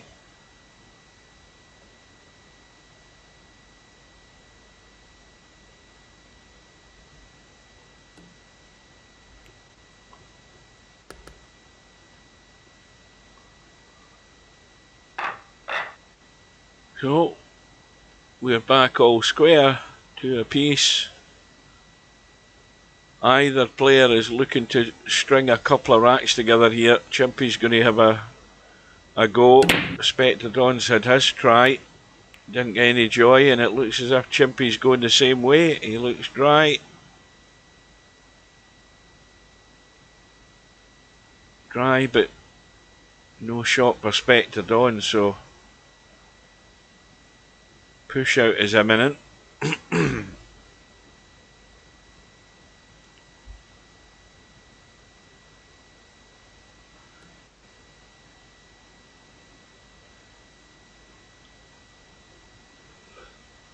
Well, if Chimpy can see the right side of the one ball as we're looking at, then he's got a chance of getting a decent safety here.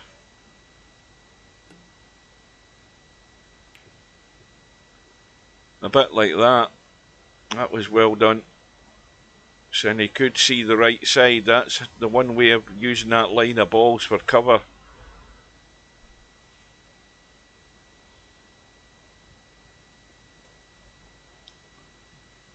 course, Spectre Dawn could just come to the table and kick this one ball in. You never know. Well, he's got a legal hit, I think. Oh, look at the result as well. No, it was a foul. I'm surprised.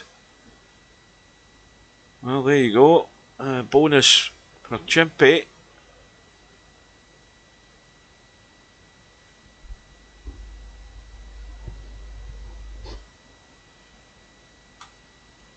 Well ready for bed.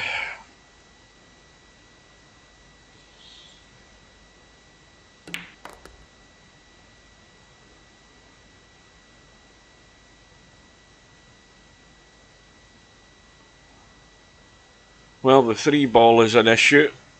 Blocked by the 4.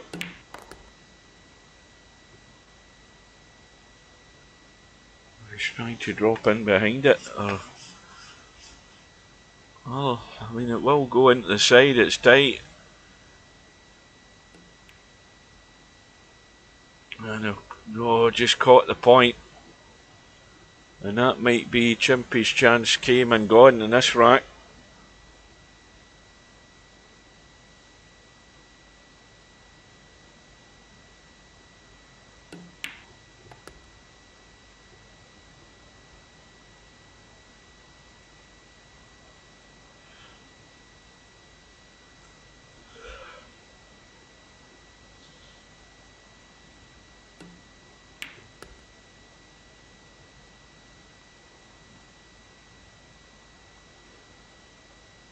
Well, I think he might be a bit straight in the 5. Let's have a look. He can, yes, straight.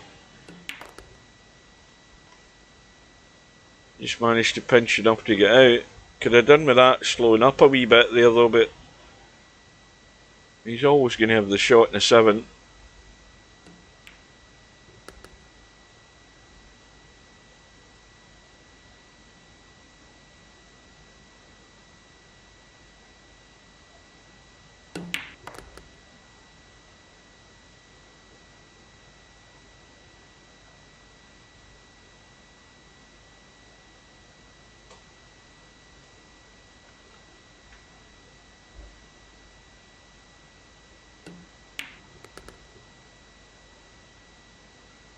And he's got himself reasonably good.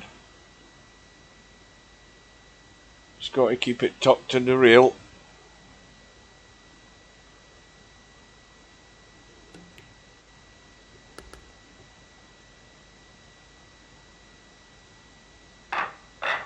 So back in Spectre Dawn's hands for trying to get the gap. And cue ball's gone this time. Well, Chimpy now with ball in hand and a 1-9 combo for a very quick win in this rack.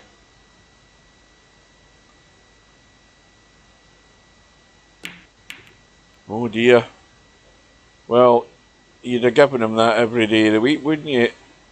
Oh, that might be a big blunder.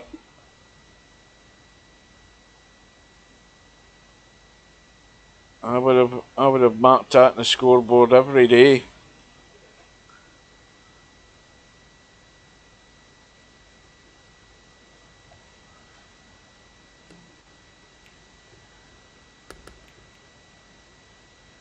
Oh dear, well, he's found himself in trouble again.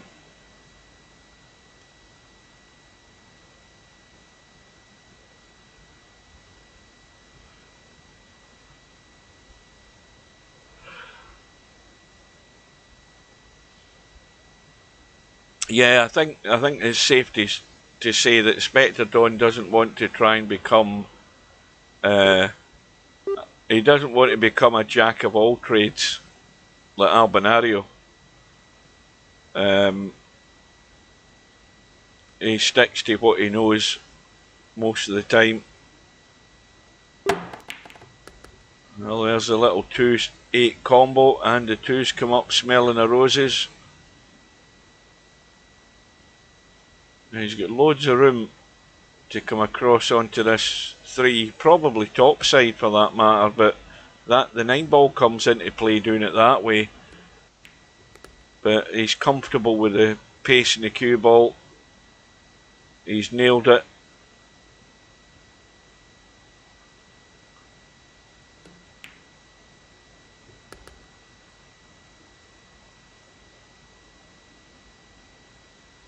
Well, this is looking very likely to be the first little glimpse of daylight for Spectre Dawn for a 4-2 lead.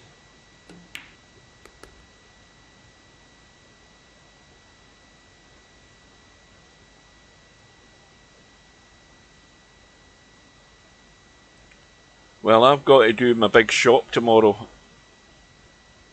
And the reason I say that is because the only thing I've got left in the house is a pizza in the freezer. I've got nothing else. I've got actually nothing for breakfast tomorrow before I go to work other than a pizza if I want it. or I could have a couple of slices of toast and cheese or whatever. That's about it. I've cleaned out everything. So I've definitely got to do a big shop tomorrow. My weekly shop. But I still should be back and home in time and fed and ready for Cobra's match with Acero.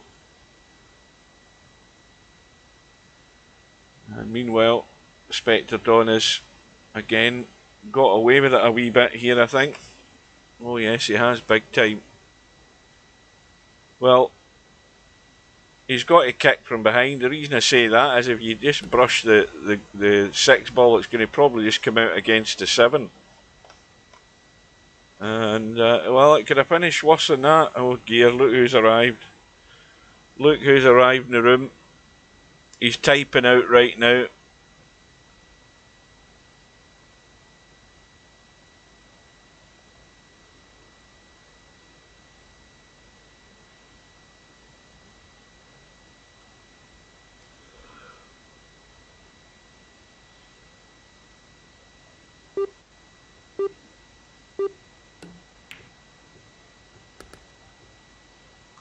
No, I don't.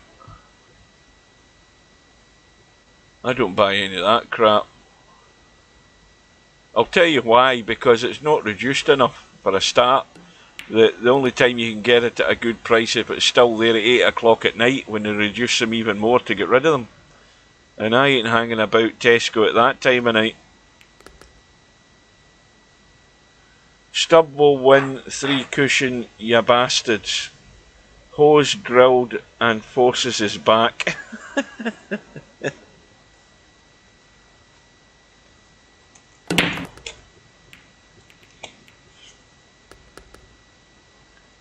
There's almost that pattern there tonight. We've got the 2, well, it is pretty much the pattern.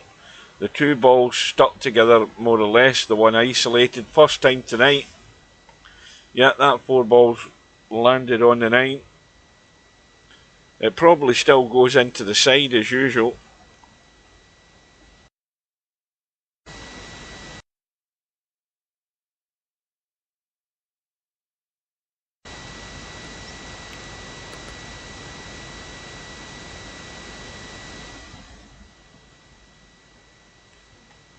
Well, this is certainly going to break things up.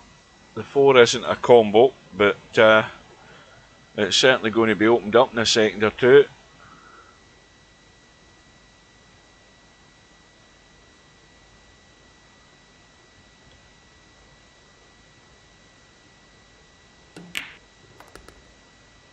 And the 4 ball comes into play, and it couldn't be sitting that much better than this.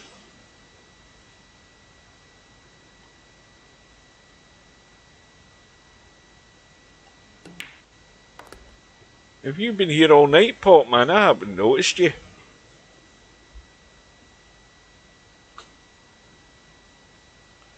You've been sitting there as a silent chatter on Twitch.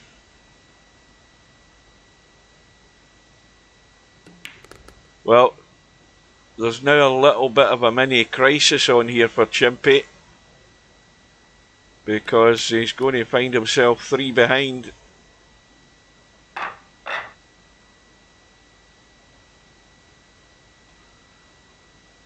Have you? I've missed it.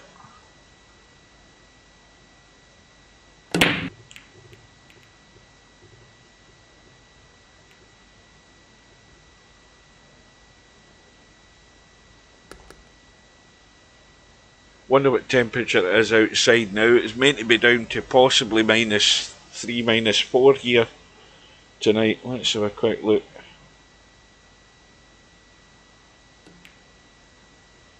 Let's see what I can find. Oh, I'm in black and white again.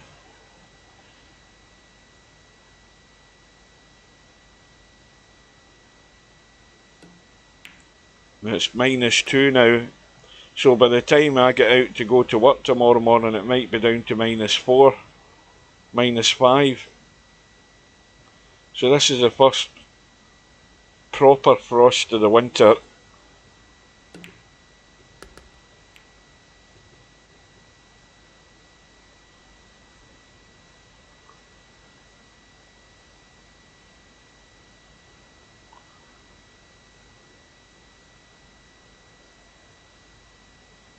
Oh no, I've got the I've put the duvet back in the bed. I done that a couple of weeks ago, because I remember what I told you guys. All through the summer, all I had in the bed was one blanket, nothing else, and I had a great night's sleep all during the sort of warmer nights that we had. We didn't have that many, but you know, as I say, I don't have my windows open in the bedroom because of my hay fever. I keep them permanently closed, and so the heat builds up with the PC being on it. I mean, the temperature in the room is like 80 odd degrees, and when I've gone to bed, I've just gone to bed all through the summer with one blanket and slept like a log, and that's what we'll be doing next time as well. But I've got the big thick duvet on. It weighs a ton. It's like a 12 tog thing or whatever it is.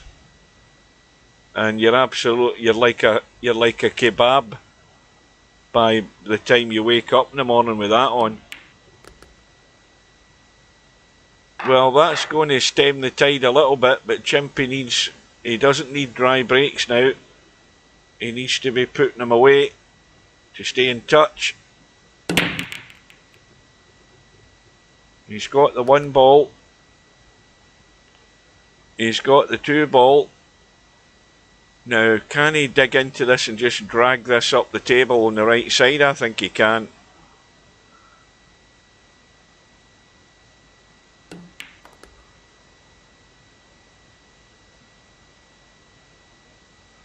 You bought a big throw over from China. Yeah, well, you didn't go there to buy it, did you? Did you ordered it on Amazon or eBay?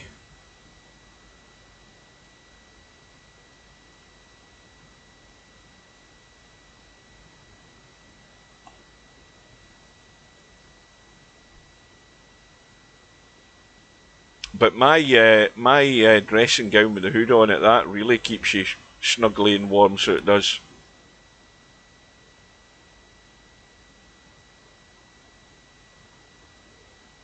Well, this is a good follow-up rack for Chimpy if he can get the job done. Oh, he's underhit that by a country mile. He needed that to be a lot more comfortable than this. That needed to be there. He wanted to be there on it. He's like 8 or 9 inches short of where he wanted to be. But he's good if it keeps rolling. Well, he's good as far as having the pot. He's going to have to come in the bottom side of this 8 ball and play it up table. No, he's trying to go top side. There was always a slight risk with that, but he's got it fine.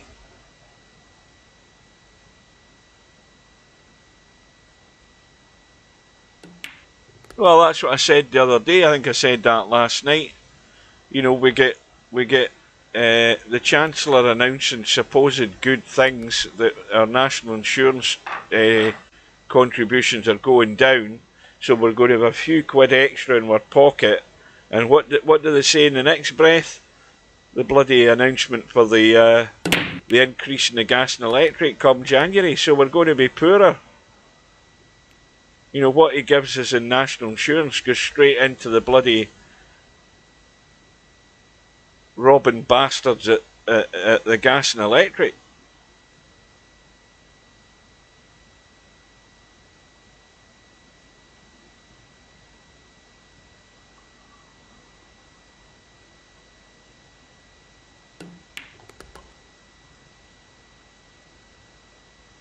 Well, Chimpy's back within one. Now that 4-ball, let's have a quick look at this 4-ball, if I can get round. That 4-ball goes,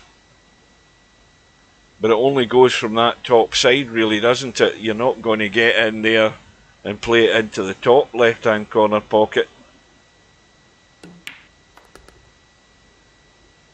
Well, he's certainly not going to do it from there. Now he needs to try and kill this cue ball. Yeah, that's the problem. He couldn't get it away. He couldn't get the 4-ball away to use that 9-ball and hide behind it. So Chimpy's chance.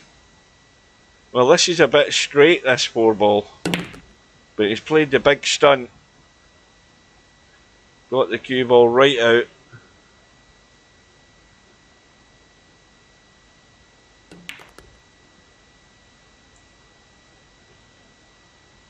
And did he not do a pension increase? It'll be the same for the pensioners. You know, they get a little bit of an increase for the pension, but then of course that just comes straight off when the next gas and electric bill appears.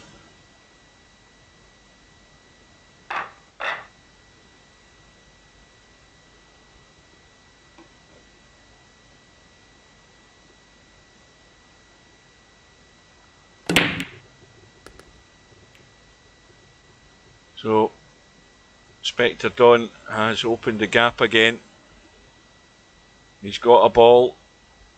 He's on the 1. What's he going to have to do with this 2-ball?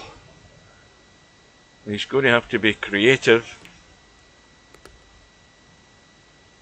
And it's going to be the 2-8 combo.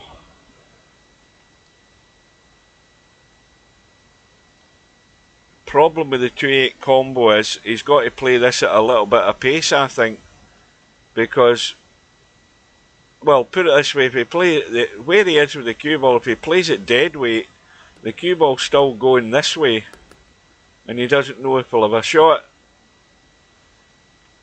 Well, he has a shot. It ain't easy.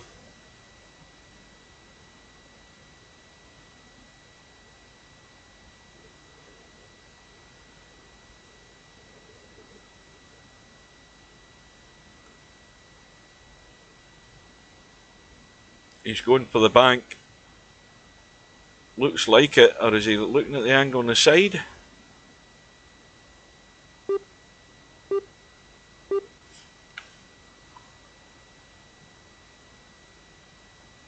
I think the bank looks easier to me. It looks far easier than the cut on the side. Yeah, that was difficult to judge. Always going to be tough doing that. I thought the bank was a far more inviting shot than the cut.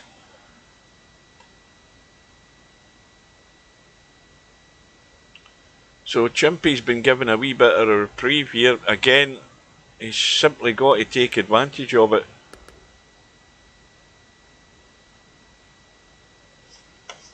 Now he's gone too far the wrong side of this 4, but he's got loads of room though. I mean, it just means the cue ball's got to travel a bit more. Oh dear.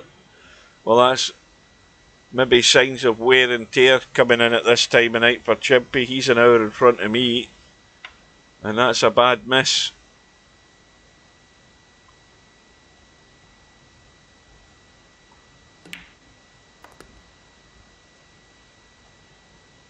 And that's the type of mistake you can't afford to do against Spectre Dawn.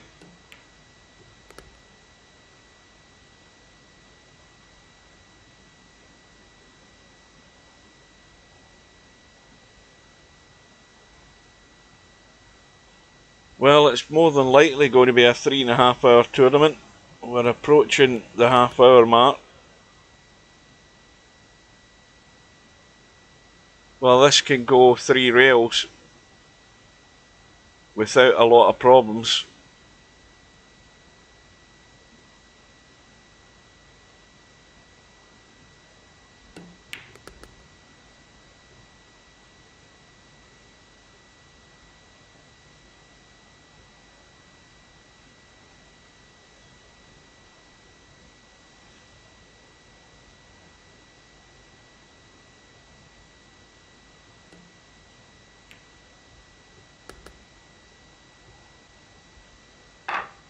Well, that could be a costly miss into the side pocket for Chimpy in more ways than one.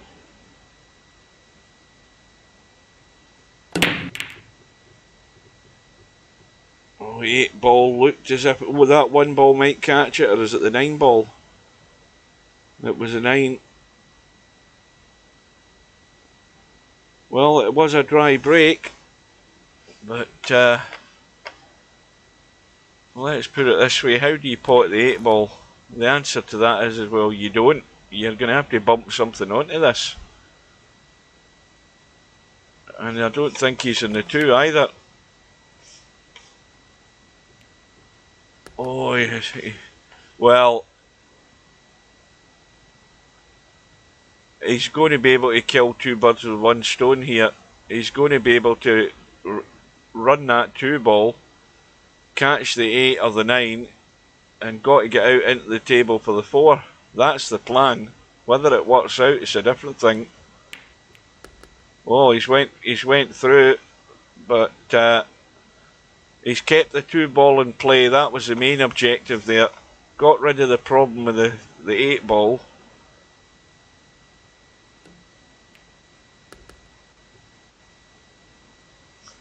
That 9 ball, well, it's well off the rail. But this is a big test.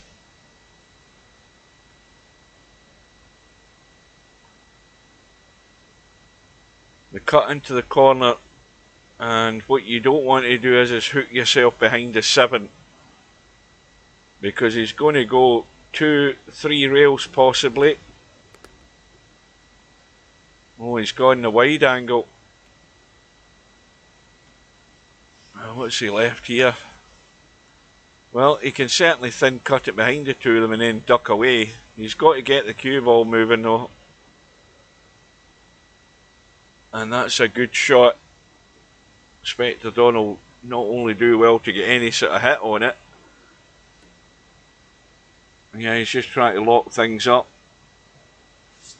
Has he put a combo on though?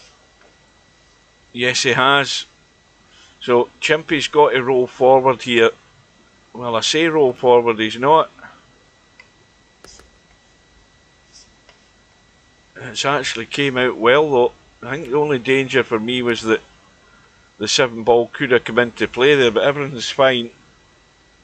So that safety got him the reward. But he's got to get the break working. It's the only way he can turn the match is getting this break working now. There's no more time to wait. He has to get it now and run out if he can. Well, he's got the 5 ball, 2 balls going in. The 1 ball is going to be okay, but he's got to dig in and come back up towards that 8 ball to have the 3 in the side.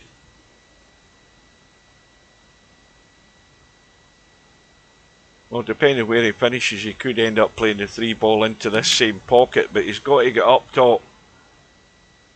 And that'll do.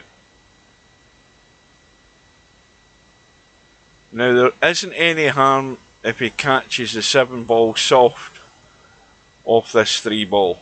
He'll still have the cut in the 4. Just like that. Well, he's gone almost on top of it, but he's fine. So once again, nothing to do with the cue ball. He's on the 6. He just wants to get out and comfortable off the rail.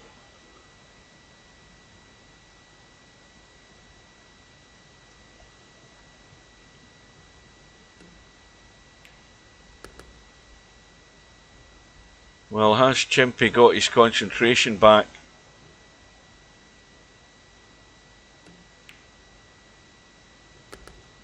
Because it's 11:30 his time. Well, it's not, it's 10:32 now. So we are over the 3.5 hour mark again this week for Friday Night 9 Ball. And Chimpy just has to keep it going for another rack to get this match all square.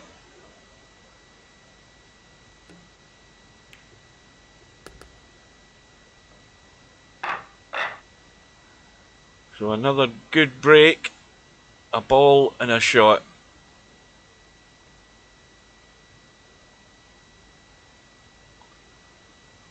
But this time, as per usual, no joy. I don't think. I didn't hear anything go.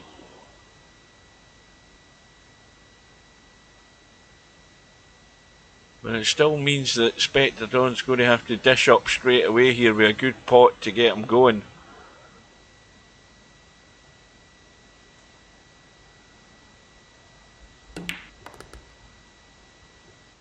He's taking care of that. And it might go 2 rails again here. But I think he should, because he's always going to have that cut into the side, or depending where the cue ball finishes, maybe up top left, but going to be highly unlikely he's not going to have a half decent shot in the 3.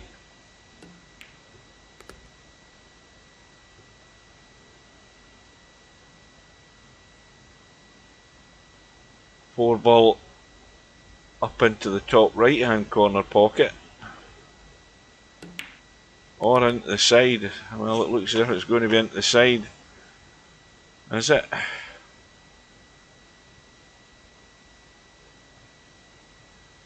It might be dropping it in dead weight and just finishing top end of the table there for the 5 into the left side. I don't know whether he can do it comfortably at that angle though. And the answer to that, well, the answer was yes, he could do it, but he's forgot about the 4, so maybe Spectre Dawn is showing no signs of fatigue. Been 3.5 hours into this.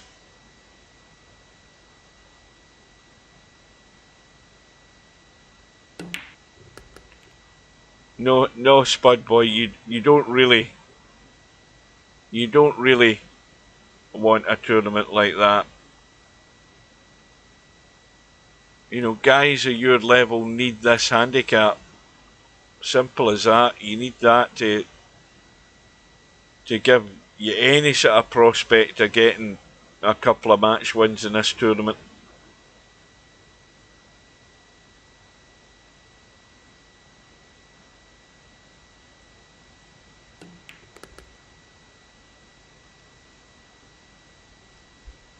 Well, Chimpy's left it short.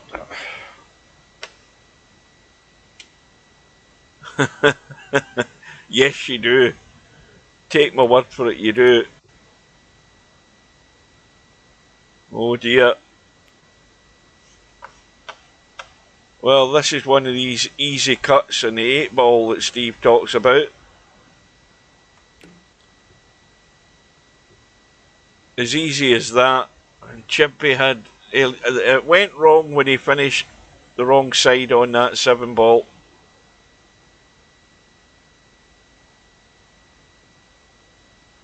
And Spectre Dawn is going to be breaking for the match.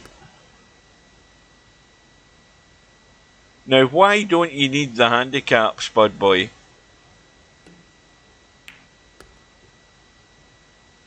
Tell me why you don't need it. Tell me why, if you go up against Spectre Dawn, you're not getting 7 and out. Or something along those lines.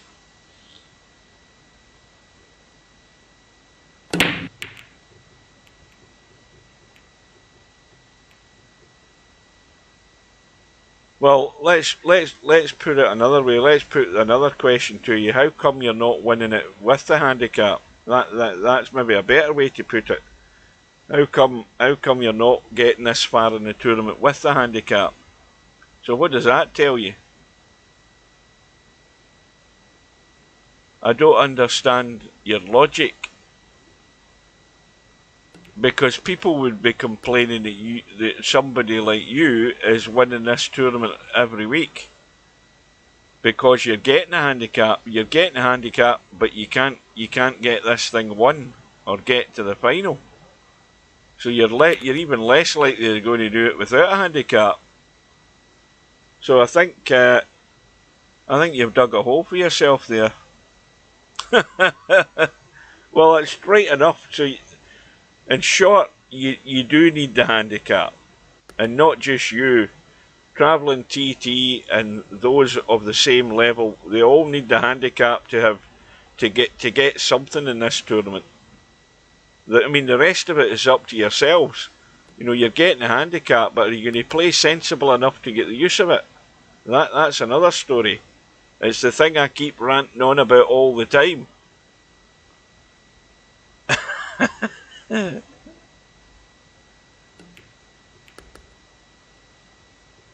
Well, I'm going to have a word with Steve, and I'll say to him, Spudboy doesn't think he needs a handicap, but having said that, when he does have a handicap, he doesn't make the use of it anyway, and he can't get deep into the tournament.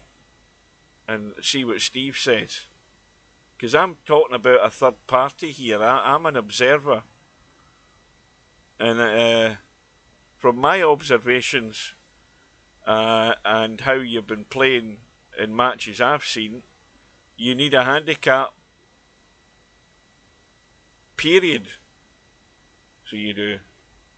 Now, this idea of saying you don't need one when you can't get the benefit of actually having one in the first place is illogical, as Mr. Spot would say. And there's probably not many other people watching this who are playing VP4 would disagree with what I'm saying. I think you're outnumbered here, Spudboy. Well, this is the old bedhead cut, but it's the bedhead cut for the match. Well, that's true, and that's another reason why you still need a handicap. So every answer, every statement you're making it even more logical that you get a handicap. Yes, you don't play in a lot of Friday Night 9 Ball, so when you do, you need all the help you can get. But it's the same old story here tonight, folks. Spectre Don is back, probably before he has a little interval again. So good luck to him with his operations coming. So well done to Spectre Don. It's a win. Well, we'll leave that as the last word tonight, Spudboy. I don't need a handicap. It's a win of 9 racks to 6 for Spectre Don. Well, that's also a true statement. You might not want it, but you're getting it whether you want it or not if you played Friday Night 9 Ball. Right, so I'm off to bed, guys. Remember, I do have that match tomorrow with Cobra and Acero at noon my time. If you want to watch it, it'll be on my YouTube channel under live tab. That's where you can watch it. And until then, I will bid you good night. Thanks all for your company, guys, and take care, and we'll see you again very soon. Good night.